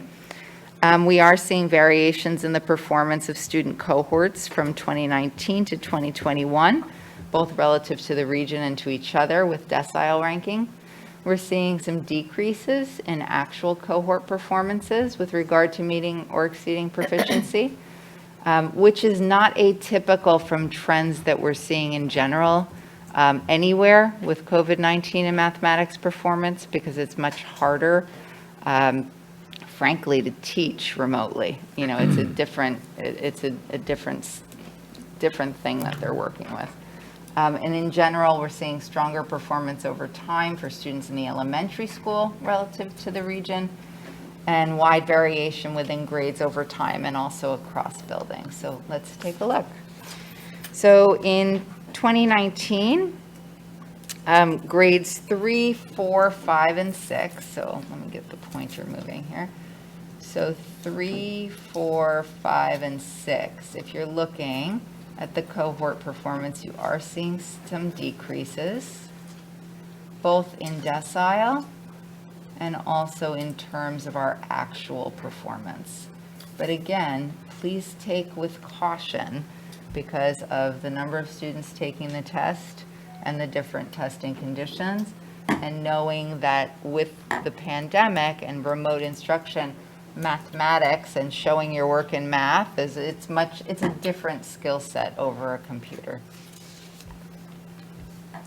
All right, the exception here is grade 6. I just want to point that out. Okay, relative to the region, you're actually seeing a decrease in proficiency, but a relative increase in terms of our comparison regionally. So, you're seeing more variation, and it raises more questions, right? And this is an area that we're focusing on, and you are seeing stronger numbers here, grades 3 and 4, than we are in grades 5 through 8, which for me says we're focusing our energy in the right space, right? So we're starting with mathematics, and we have big ideas going in the K-12 Mathematics Committee. So, so this is important because it helps us to frame where we're putting some energy right now as well. I'm sure this question may cover a lot of the questions that I have. So I typed out two questions, which is, so once you get the data, which has informed you about our students, which of course we can't totally lean on, but I'm talking about this versus the STAR. How do you, together with the faculty, go about creating and supporting interventions? So that's question number one. And then question number two is, how do you also align the learning styles of the students with the modalities that they are using, the modalities that is being used to assess them, right? Because that may be creating some disparities based on their learning styles versus how they are being assessed. And then my final question is that this is something, the last question may not be something that can be answered now, but I know factually that the middle school students, based on their developmental stage, both metacognitively and where their brains are and everything else, makes them extremely vulnerable across, not just Hastings, across the universe, globally, in you academically tasking. They have same brain that is puberty age. Everything is just blah, blah, blah, blah, all over the place. For them to be able to, like, anything can destabilize that age group, right? Be it COVID, be it emotional issues in the world, be it anything. So I personally feel, and I don't have any answer to this, that sometimes the way we structure the elementary and the high school, we assume that we can actually do the same for the middle school. And I think that the approach for the middle school really has to be like out of the moon somewhere. It cannot, like, I'm not sure I know the answer. A lot of educators are talking about this in science education. Sorry, I mean, I do science education, but in educational spaces. And I'm hoping that Hastings will sort of champion that and really look at the middle school as a separate project from trying to do things that may be working in middle and high school, but that group, it's not the same. That's what I'm trying to push out there. You know what I mean, right? Yeah, I do. And, you asked three things, and all very important. And so what I will say for the first one, that was a question about MTSS, is my work is with our administrative team. And then thinking about having a diagnostic screener that we believe in terms of like more validity and reliability to be able to use to inform practice. So that's the first thing. And what I mean by informing practice is also to support in informing referrals to MTSS as an important data point, that this is a net, and it helps to catch our eye, to look in a direction where we're more easily able to identify students to go to MTSS. And I know that there's already been a lot of work done at the buildings in terms of the MTSS and strengthening the protocols there. So my work is with the administrators, and then they're also working very directly with their MTSS teams and the teachers. The second thing you mentioned was around learning modalities and where are we focusing. And one of the things I really like about STAR personally is it gives a very clear example of, here are some areas of strength, here are some specific areas for growth, and that is done with the teacher, and some ideas around, where to zoom in and focus. And then that moves to our education professionals, our teachers, closest to the work, and that's the piece that you were talking about in terms of like how those areas that we're zooming in on are getting addressed from student to student, whether it be a small group, whether it be a more supportive tiered context where they need an additional support. So that's sort of the process there. So my work is with the admin team, and they're working with their MTSS teams, and then the teachers are working directly with the students to then implement the interventions. And then the last piece you mentioned was around vulnerability in middle school. And, you know, I want to take a moment to bring in one of the next presentations that'll be coming to all of you, which is that SEL piece, which is a very strong intersection with learning because, you know, just the research is actually really clear that feeling a sense of belonging, feeling engaged, feeling connected with your teacher, like those are very important. Feeling like you can achieve, your self-efficacy, like you believe you can achieve and therefore you do. It's your self-confidence in learning. All of that is a very big factor, and when we're looking at middle schoolers developmentally, that definitely plays in. So we'll revisit that conversation for the next presentation as well. Thank you very much. Absolutely. But to that point that Damaris is making a little bit, when you look at the appendix, it's quite interesting. Oh, yeah. Because, you know, you see that from 4th grade, you have the level 4, and then 5th grade, and then 6th grade, and then 7th grade. It's crazy. Like in 8th grade, the complete opposite. I know you're Right. working on the middle school math curriculum. I don't know if it's that or if it's what Damaris said, that they're middle schoolers. But that part to me, I'm sure you looked at that and was like, that's the scary part too. Yeah, yeah, and it's, you know, to your point, it's never just one thing, right? And I think that's always a very big danger in education, to think it's one thing, like it's the curriculum, or it's the instruction, or it's the assessment practice, or it's the person, or it's the, you know, student, or it's these structures. It's never one thing, right? And we think about where is the biggest bang for the buck in terms of where we want to focus our energy, because everyone's here doing very good work with good people, trying to work in the best interest of children. So, yeah. Okay, so looking at our local assessment data, we've got Hillside and Farragut. And at the elementary school, our local measures using Star Math are here. So the large majority of students in grades 1 through 4, and remember, the kindergarten early numeracy was folded into the early literacy screener. So we're going to look at 1 through 4. They performed at or above the benchmark on the Star Math assessment, and you can see the proficiencies there. And at the elementary school, between 1 and 5 students per grade have results indicating the need for urgent intervention. And here we go. Okay. And then at the middle school, large majority performed at or above the benchmark on the Star Math assessment. And again, you can see the percentages there.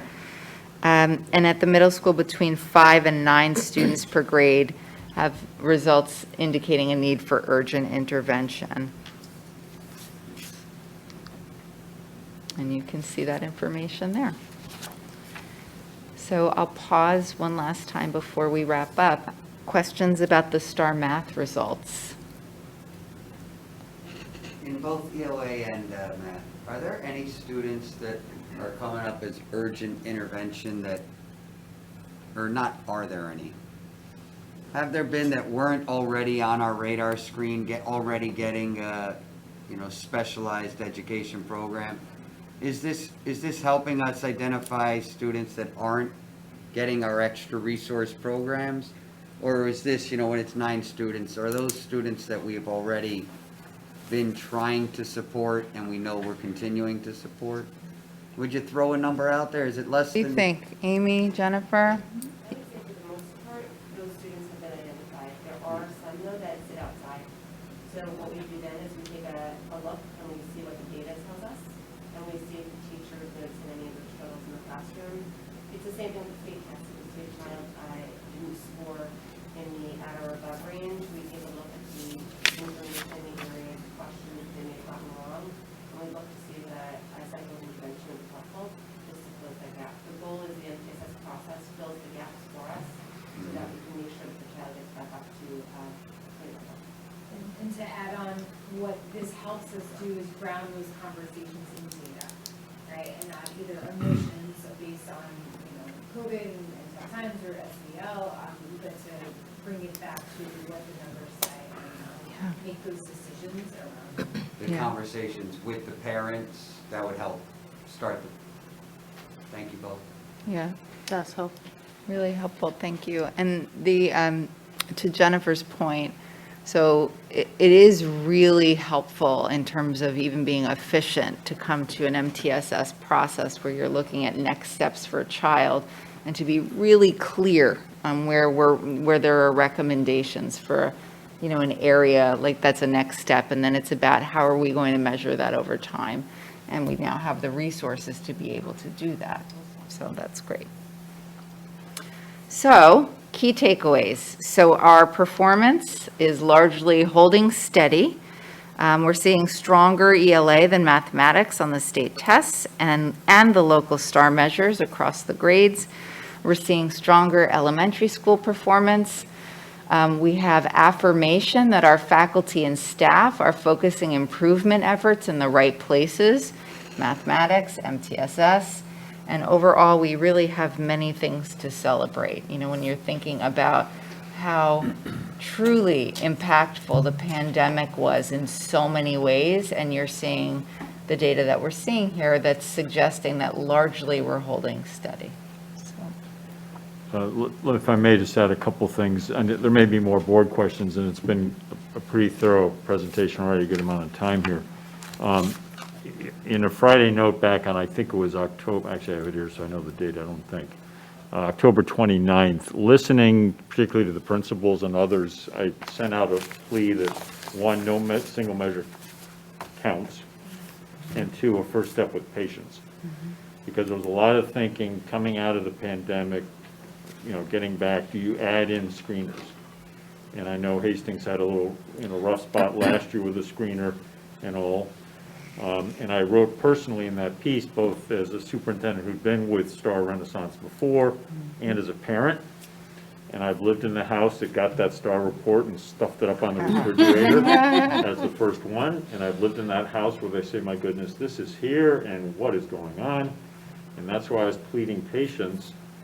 And I want to, so far at the end, to say, as I've listened in Hastings, that this is a rare place, and I hope we can live up to this compliment, that we care deeply enough about learning and growth, both amongst us, you as a board, us as administrators, principals, and teachers, to be patient here and not get caught in a fool's gold chase. That's a pretty blunt comment, because a lot of places go after the fool's gold of the ranking, the rating, the single measure, the perfect STAR score. Again, I come into my house, and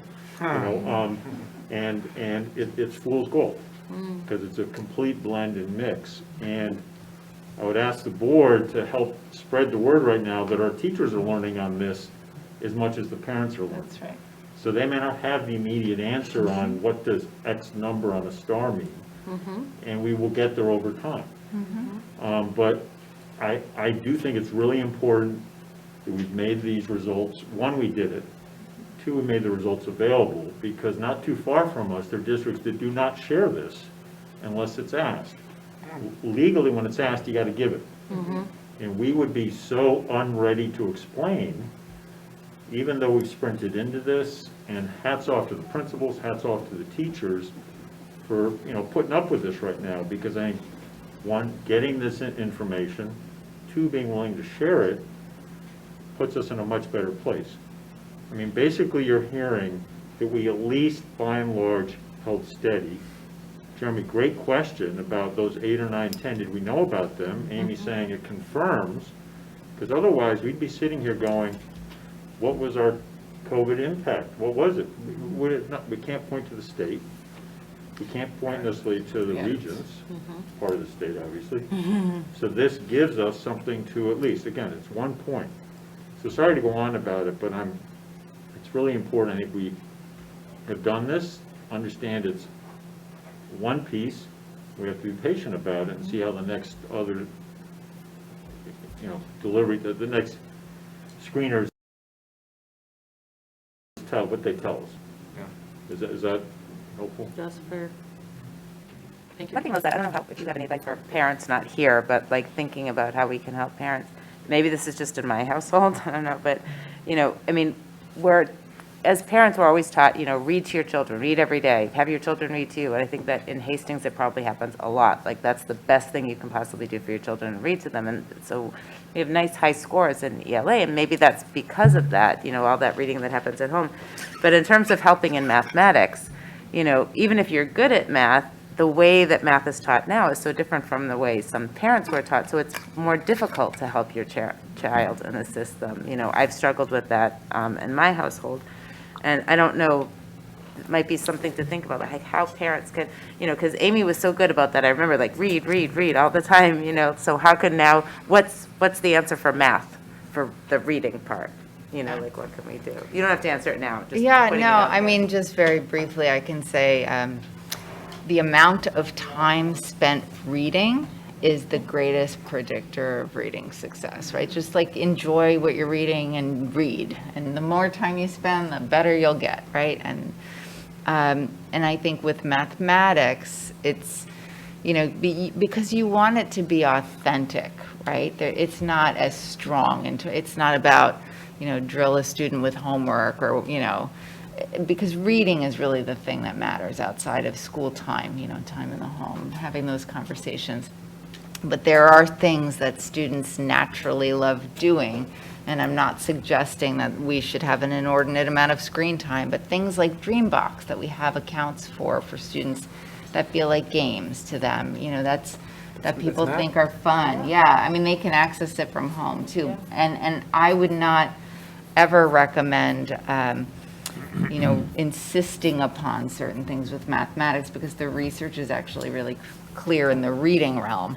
But it's a good question, and I think that programmatically we're looking at things internally right now, and it's a lot of those things wherever we can give students real-world connections to the content that they're learning. So if you're preparing, I know it's the pandemic, so it's a little bit trickier because people are not having huge swells of people coming to their homes, but any kind of, like, if you have a family gathering and you're preparing a menu, or you're a recipe, cooking a recipe, thinking about going to the supermarket, comparing which is the better bargain, right? Like anything that's authentic like that, to get students interested in mathematics. And of course, number and operations is just one area, but that's what I would recommend, just to have that engagement and joy and authenticity and application to real world. Thanks, that's a good reminder. Jeremy, how do you, I'm looking at you, how do you interest your students when you're teaching them It's math? definitely a one, the PTSA is probably, the right venue to really promote it. Sadly, the earlier you get it going, the better, but I was very excited when the district paid for Dreambox. I've been paying for 3 accounts for my kids on that one program alone. Yeah. Which is a nice visual one, and there are ways, but math is a challenge. Middle school's a challenge. The 6th grade is right where a lot of schools, you go from kids cut down to just 45 minutes for that subject matter as we diversify what they're looking at, but I think it's always a good idea to steal Bill's quotes. But Bill wrote a memo to us, and I think it reflects, nicely on what you guys just presented. I really feel our district has the right balance of, looking at performance, but it has that negative effect of, you don't want to lose the motivation for learning. In school districts that, as a board, we have to look at numbers to see how we're doing. But there's that balance between trusting the principals, who trust the teachers, because you want learning to be for the correct reasons, and there is that time where kids start focusing on grades. So I appreciate the presentation. I do like seeing the numbers, but I really think our district has a nice balance of we're not chasing the #1 ranking, and we're not judging our teachers or our principals by changing cohorts or puberty or a million factors. But, you know, it's a clean break at high school. At high school, we just switch it to Regents numbers. There is no diagonal watching them all the way, and maybe that's a benefit, you know. Watch them a little bit, but don't love these numbers too much, I hope. But I love that presentation. Thank you both, guys. Yeah, thank you. And the principals Really who helpful. came. Thank you. Thank you, guys. Look forward to the SEL presentation next week. We'll be back again. What is it, Same an encore? slide? Encore. Thanks, guys. We'll give a break to those who. Thank you, thank you all. Good night. Okay. So moving along with business items. Yeah, oh yeah, thank you. 7A, do any board members have any questions regarding any of the business items? Have a great night. Thank you. Do I have a motion to approve items 1 through 8? I have a quick question about one of them, actually, sorry. The salary advancements, is this already planned in the budget? Like, you know this is gonna happen, so it's already planned, it's not in addition, it's No. not impacting our budget? Well, no, we don't know the exact dollar amount, but yes, we do plan for it because this occurs every year, and Yeah. usually we look at what we think is, where we think people may be. So it is a planned Got it. budget item. Okay, thanks. Welcome. Okay, that was it. Okay, do I have a motion to approve 8 items under 7A? So moved. Second? Triple move. Second. Good luck, Melissa. All in favor? Aye. Okay. Do I have a motion to approve placements for CSC and CPSC, 7B? A second? Second. All in favor? Okay. Personnel items B through E. Does anybody have any questions, comments? Well, you still have A, right? No, they took We care have of A it. through D. Oh, you did the whole A together? Yeah. Oh, sorry, I thought you just pulled out Bill's thing, sorry. Because there are other appointments, there's other appointments, yeah. Yeah, his was a separate one. So right now you have 8, A, B, C, and D. It's like for some school monitors. Where's A? It's separate. Yeah, I got that. No, I said 8B through.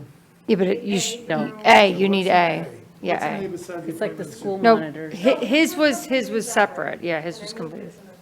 Yep. Completely confused right now. So aren't we am I going- looking at an old version of board docs? That's what's happened. I haven't refreshed it maybe. Oh, that's, Because mine still says A right No, there. Bill got pulled out to the beginning of the agenda, so now it's 8A. Contains the But my appointments. 8A said appointment of No, superintendent. no, I know, I'm just saying that the Yeah, current 8A appointments. doesn't say that for us anymore. oh, Okay, I It's was so school saying- mine monitors. wasn't refreshed, It's school that's all. monitors. Thank you. Huh, I wonder why. I wonder how Board Docs gets away with writing a piece of software in 1997. Updating it. Still no. It's on the record, I moved to strike. No, I moved to have Board Docs look at our board presentation and see that. But I like the way you're grouping it. We can hit A through D together. Yeah. Okay, A through D, yes. Anyone have any questions or comments?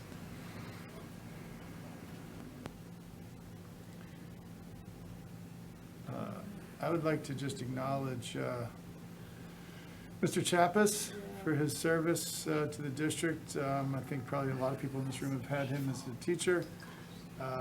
He's really been wonderful and well beyond a physical education teacher.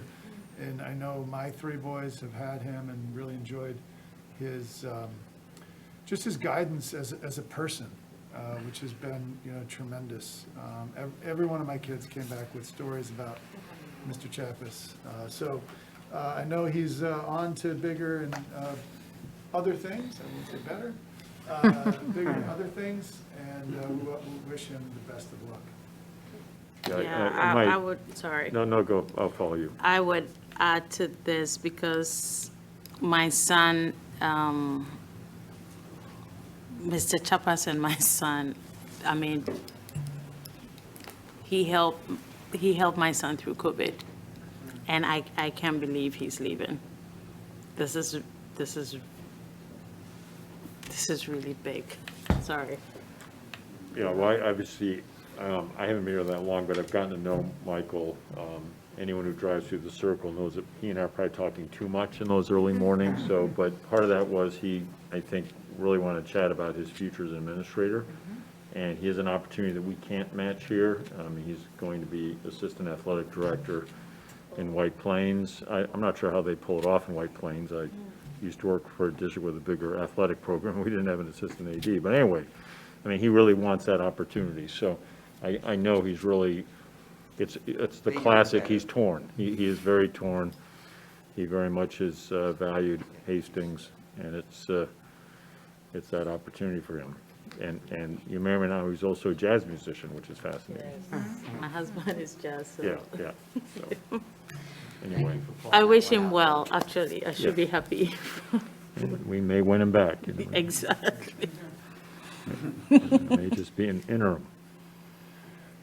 Do I have a motion to approve items under 8A through D? So moved. A second? Second. All in favor? Okay, we have the minutes from, what is it, November 8. Minutes from November 8. Does anybody have any questions or comments? Do we have a motion to approve minutes from November 8? So moved. A second? Okay. All in favor? Okay, the policy committee report. Minutes? Okay, yes, You- so I think we decided to just do the facilities. Maureen, do you want to touch on it a little bit? Sure. So where's the number of that particular policy? 10A, 11A. It's 1,500, right, the policy? Yeah. Yes, Yeah. yes. So we just reviewed, that's a policy that typically is looked at occasionally, like every year, because that's the use of the facilities by outside groups. And the only change that we made to the language there was to pull out a group that no longer even exists, which was the intervillage continuing education. Oh, so Melissa, this 1,500 here doesn't reflect that change. I'm just actually looking at it. On policy 1,500, we needed to remove the intervillage. No, it's down there, yeah. And then we were also adding the project share group to it, just because it just reflects the people who we consider community partners. So that was the only change in the policy recommendation. We had done quite a bit of work on this about 5 years ago, so everything in it is still the way we operate.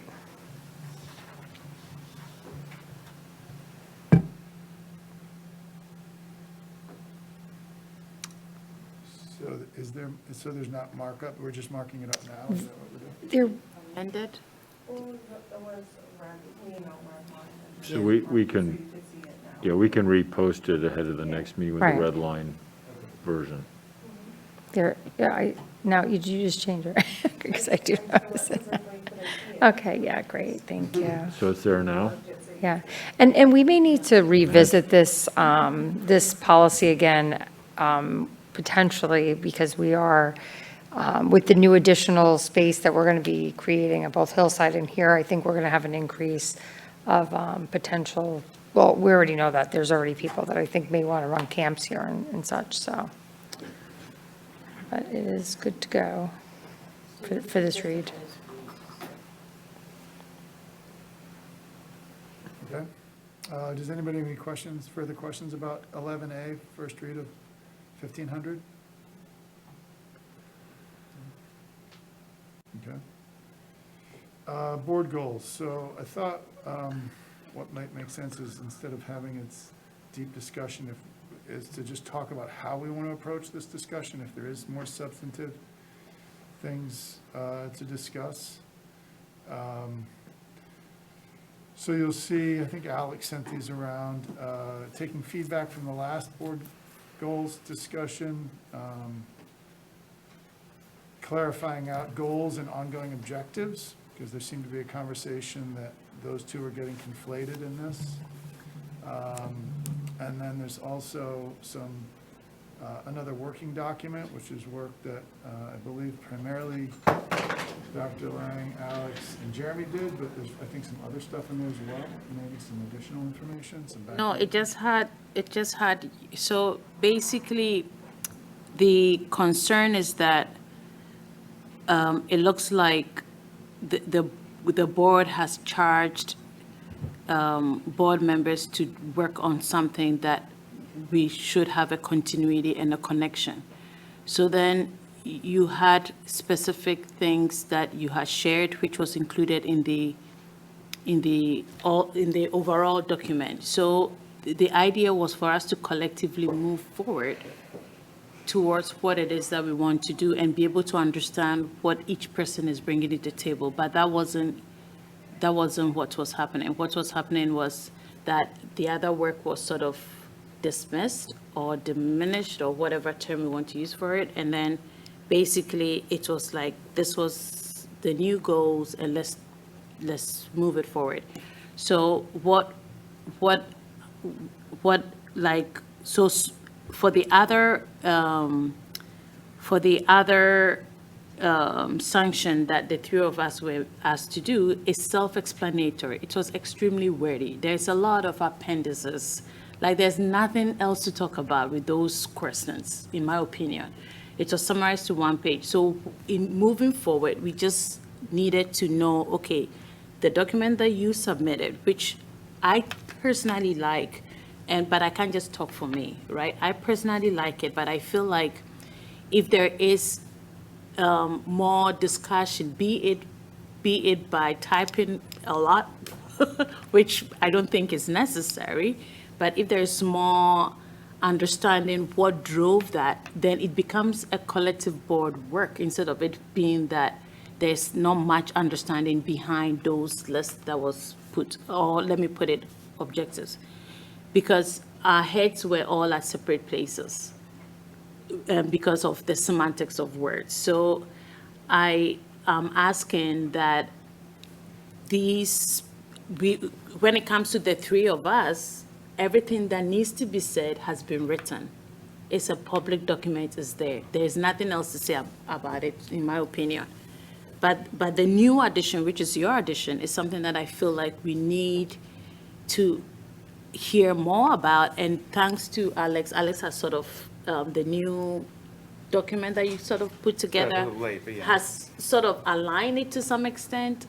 But I feel like it's two separate things. One was questions, which is not the same as the objectives. So I want us to just go to the objectives, because the questions, I personally, again, I can say personally, but it doesn't mean that's what everybody else's share. So the questions that we brought together, I see it within the goals, because I see an outcome that is what we all are supposed to look at, and then determine what kind of input based on conversations for the LTs, leadership team, that we need to think about, which becomes the objectives to drive the operational work. So I'm right there with you on the objective side, but I think we have to reel everybody by understanding what was behind that, what was behind these specific objectives that were listed. I think that's all. There is not really complicated, in my opinion. Well, if I'm not mistaken. I'm supposed to say here.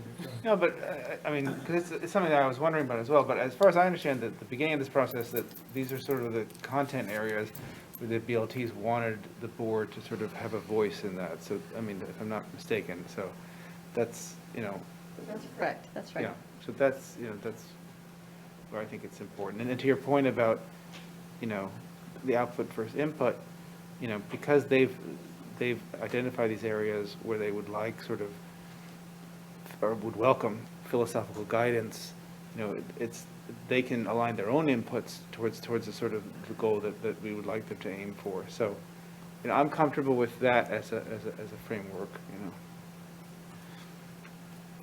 Maybe one way to go about this is, who's not comfortable with this set of board 2021 goals and objectives, and if you aren't comfortable, what are you not comfortable with? That might be a good way to go about it. I think I'll be more direct. So let me ask you this. So if we look at number 2, it says identify and hire superintendent, evaluate and select a superintendent to lead Hastings UFSD. And this is our job. That's how I see it. It's our job. We just did it. So why is it an objective at this point? I think it was just part of the goals, like that was, and we check, we had 2 goals and we did it. Okay, so that's what it is? Yeah, that's how Okay. I So read I it. need to understand it, that's all. Yeah. It's not, like I said, it's not complicated. So and then the first one, the North Star, we haven't yet determined. The North Star is the outcome of the institution, which we haven't yet determined, and we'll be having conversations about, correct? Right, that'll probably, I guess, we can all talk about that, but probably in the spring. Okay, perfect. Instead of answering your question, Doug, I would just, I'd say I appreciate having both these documents in the board agenda and the public viewing, and I think they cover a lot of good ideas in a lot of areas. So thank you for posting it this way and for the 3 board meetings that we've had about this topic. So my, Topics. sorry. So my second question is, for the curriculum, I'm just going line by line. So curriculum, instruction, and assessment. When you say high-level oversight, what does that mean? I'm trying to understand what do you mean by high-level oversight? I think it means going through whatever portion of 1 through 9 at the bottom, refer to curriculum, listening to the presentations, asking questions. It's what we did. So what we always do, okay? Like tonight's presentation, Perfect. having a Okay. focused question and then getting that report back, and then trying to use that to work with our feedback as to what we might want to hear next, or can you answer this concern? So that's just for, you said curriculum alone, so that's just for curriculum, not instruction, not assessment. It could be, it's just, I think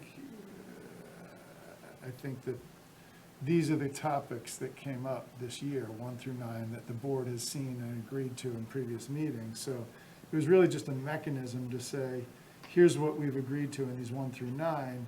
The ongoing objectives every year is that we will review whatever we agreed to in the beginning of a year. Got it. And this year it was these 1 through 9. Okay. That can change, right? Something may come up and we want to add a 10 or an 11. So I don't think that, I think I wrote this with the mindset of it being a flexible document that can evolve throughout the year. 1 through 3 will always be the same, but that 1 through 9 is agreed to at the beginning, and COVID happened, that would have blown that list up, right? So, this is really, Guidelines. Yeah. yeah. So one last thing and then I'm done. So the fiscal oversight. So working in conjunction with district administration, set budget priorities. So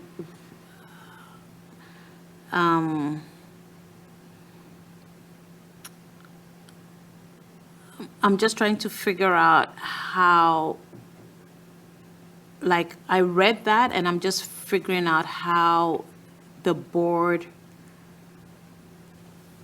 what role the board will be playing in that, because it seems very in the weeds a little bit. I may be wrong because I'm not in that part. I don't know. Well, I think this came out of a conversation we've all had, and Jeremy was leading some of this, which was really giving clear guidance directionally to Maureen and Bill, and then subsequently all the other budget managers, the principals, and anyone else who has to set a budget. What are we actually going for at a very high level? We're not making the specific decisions on spending proposals, but we are trying to set an overall direction. I think it picked up on one of the things that Jeremy was raising regarding, there have been years in the past where we haven't given that clear guidance, and it's made it hard to set budget. So that's really where that one came from. And well, actually, Maureen had a good point about that a couple months ago, which is that when we sort of kick the abstract or philosophical can down the road, we just end up making those decisions in terms of money. So, we make them, sort of backwards. So it's good to have a process, particularly for that sort of thing. And I really see number 1 under goals interacting with number 3 under fiscal oversight. Again, this is a point that Maureen made, I think, pretty clearly. You can say that you don't want to do a strategic planning process, but by default, when you get to the budget planning process, That is your strategic you're doing planning. it in this piecemeal, fragmented way that is not really productive. So let's be honest about it and realize we're doing strategic planning, whether we're calling it that way or not. Let's be more proactive, and that's where the North Star conversation came in. Got it. Okay, now it makes sense. Now I'm connecting the dots. So I said last one, but I have an additional one. So back to bullet point 1, we see 2 under the goals. So I like, this is an updated one, right, where we have goals and So we objectives? just pulled out the 2. Okay, Separate. good. So, perfect. So then, so we have, number 1 says, investigate and try to identify the direction for the North Star, which is perfect. Which I will come back to that. I'm trying to figure out bullet point 2, identify process should allow us to, okay, so you are referring to the first one. Yes. Why, okay, so are we looking at, is this part capturing somewhat a portrait of a graduate kind of thing? It could be, yes. Okay, got it. Yeah. Okay, got it. And I think that's something we're going to look towards, Bill and Melissa and possibly others to help us really define who's the right partner to partner with on that work. And, Correct. that's something we can explore as a board. And probably this will require community if you are looking for, I'm sure Bill will do that. That is his responsibility, so to speak, but Well, to create that kind of, I think what it would be, and correct me if I'm wrong, but just again, running these processes in different types of organizations, I think there's going to be a healthy dialogue amongst the board as to who's the right vendor correct. to partner with. And then, once we get to the point where we're actually engaging, then it's got to be a very thoughtful community engagement process. Correct. In order to actually do the work in number 1. Perfect. Yeah. Now I understand it. Okay, thank you. I don't know that we have to officially vote on this. I don't know if everyone's comfortable with this being posted on our site as far as our objectives and goals. I think it's super clear. I just want to say, I think that you take the goals, and next year, maybe during the summer, when we have our retreat or whatever, we figure out what the goals for the next school year will be Correct. With Bill and team, and then that helps determine the schedule of curricular and operational reviews. So it seems super, Exactly. really helpful. I like how it's laid out a lot. Correct. It's clear to me, and Right. it helps us have our own personal North Star. Exactly. And I agree with that calendar adjustment. Yeah. Yeah, Yeah.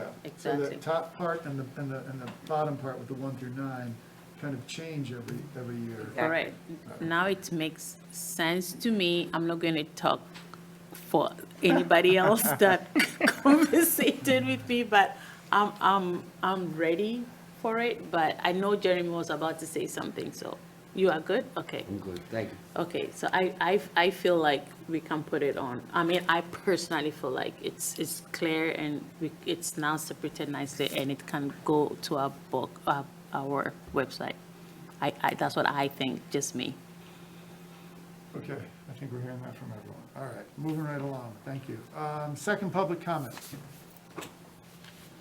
Okay, board comments. I have one comment. I'm sorry, Bill, my kids were in Aladdin the musical tonight.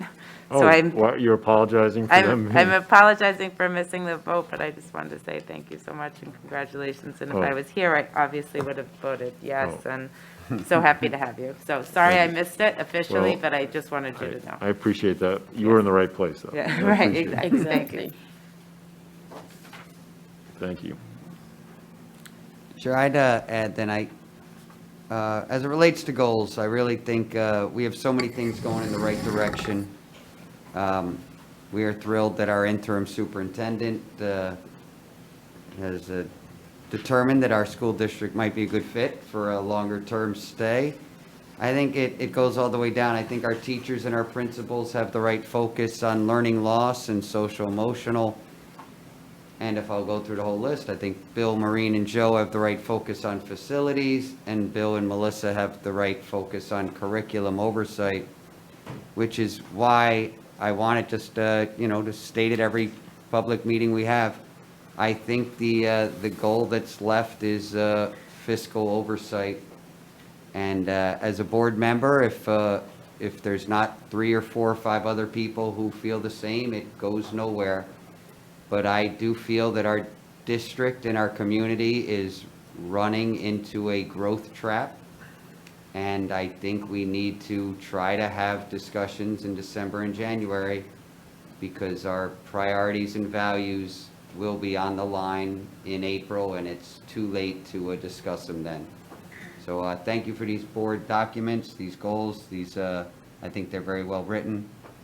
I personally feel we have so many other leaders and leadership teams crushing the other ones. My concern is percent growth. I think we are at a tipping point where we are dangerously close to budget challenges, and I just want our board to focus on that when the time finds that viewpoint in the majority. So you are saying we should make physical oversight number 1? Nope, no changes. Saying thank you for the presentations, thank you for the focus of our teachers and principals. Just want it out there that my focus is budget growth is my concern for our community right now. And I would, Right there. I would second, just, you and I have talked about that, there are some real issues there that, we do need to look into. And thank you, Alex, for those discussions, yep. I have a question for you. Does it matter if it's there, right? Is it in order, like the 1, 2, 3, or was it just a list? Sort of our document, however you want to, describe it to the community. I feel we have a pretty good description out there in the public. I think it's written in a way that it provides space for every conversation we want to have. And it's really up to us. My fear in writing any of these sorts of goals documents is that you get too specific too early and you pen yourself in to a certain conversation. If we had written a goals document, ensure to bring the, budget down, that assumes a level of dialogue about the topic that we hadn't had. Got it. So that's why it was written that way. So from that perspective, I don't think 1, 2, or 3. Matters, right? Yeah, I think so too, okay. But it's really well written, and thank you. Just one last thing, just off topic, but I know the Broadway Training Center, I think it's this week or next, is doing a version of Matilda. And I love musicals, but Matilda is like one of the best. Saw it a couple times on Broadway, so if anyone's around, I urge you to take advantage of it. It's a wonderful, wonderful play, so. Okay, motion to adjourn the meeting. What, quickly, sorry. other thing? Yeah, I just want to remind us, You sorry. missed it, nope, you missed. Sorry. I didn't hear the hammer come down. I didn't hear Doug Silver hammer there, but you get the reference. So just to remind you, the 6th is when the board next meets, correct? December, is that right? Sixth, Okay. yeah. There is an executive session around contract negotiations, and there will be 2 quite significant reports for you, one on DEI, the other on social emotional learning, which I'd sent a note around, you agreed to move that. And there's logic to that. There's a lot of data in the social emotional, less so in the DEI, but both are quite substantial, and they do fit together quite well. And then I would flag that we have put an executive session on for ahead of the meeting on the 20th. It's on security. All I'll say in public is do not worry. That's just a good way for a board in executive session, as the state allows, for you to get an understanding of what's happening. for security, but please, don't anyone in the public go, why are they? It's good just moment for board oversight and education. Many districts do this in multiple states. The laws allow you to do this. So I just want to emphasize. Is that a half-hour one or an hour one? Well, I have my. Yeah, I understand. calendar open. It probably will be an hour, but but Great. whatever part you can participate in. Terrific. I just wanted to put it on And my it calendar. will have two, Chief will be part of it as well as, Jason from Altaris, and I just Yeah. want to say that our district-wide plan is for the public to see, we have that on our website, but there are some of our safety plans that are confidential, but the board, as part of your requirement in approving the district-wide safety plan, that's why it's important to know that we have the other, that's also why it is appropriate to have an executive session on that. Thank you. Thank you. Thank you.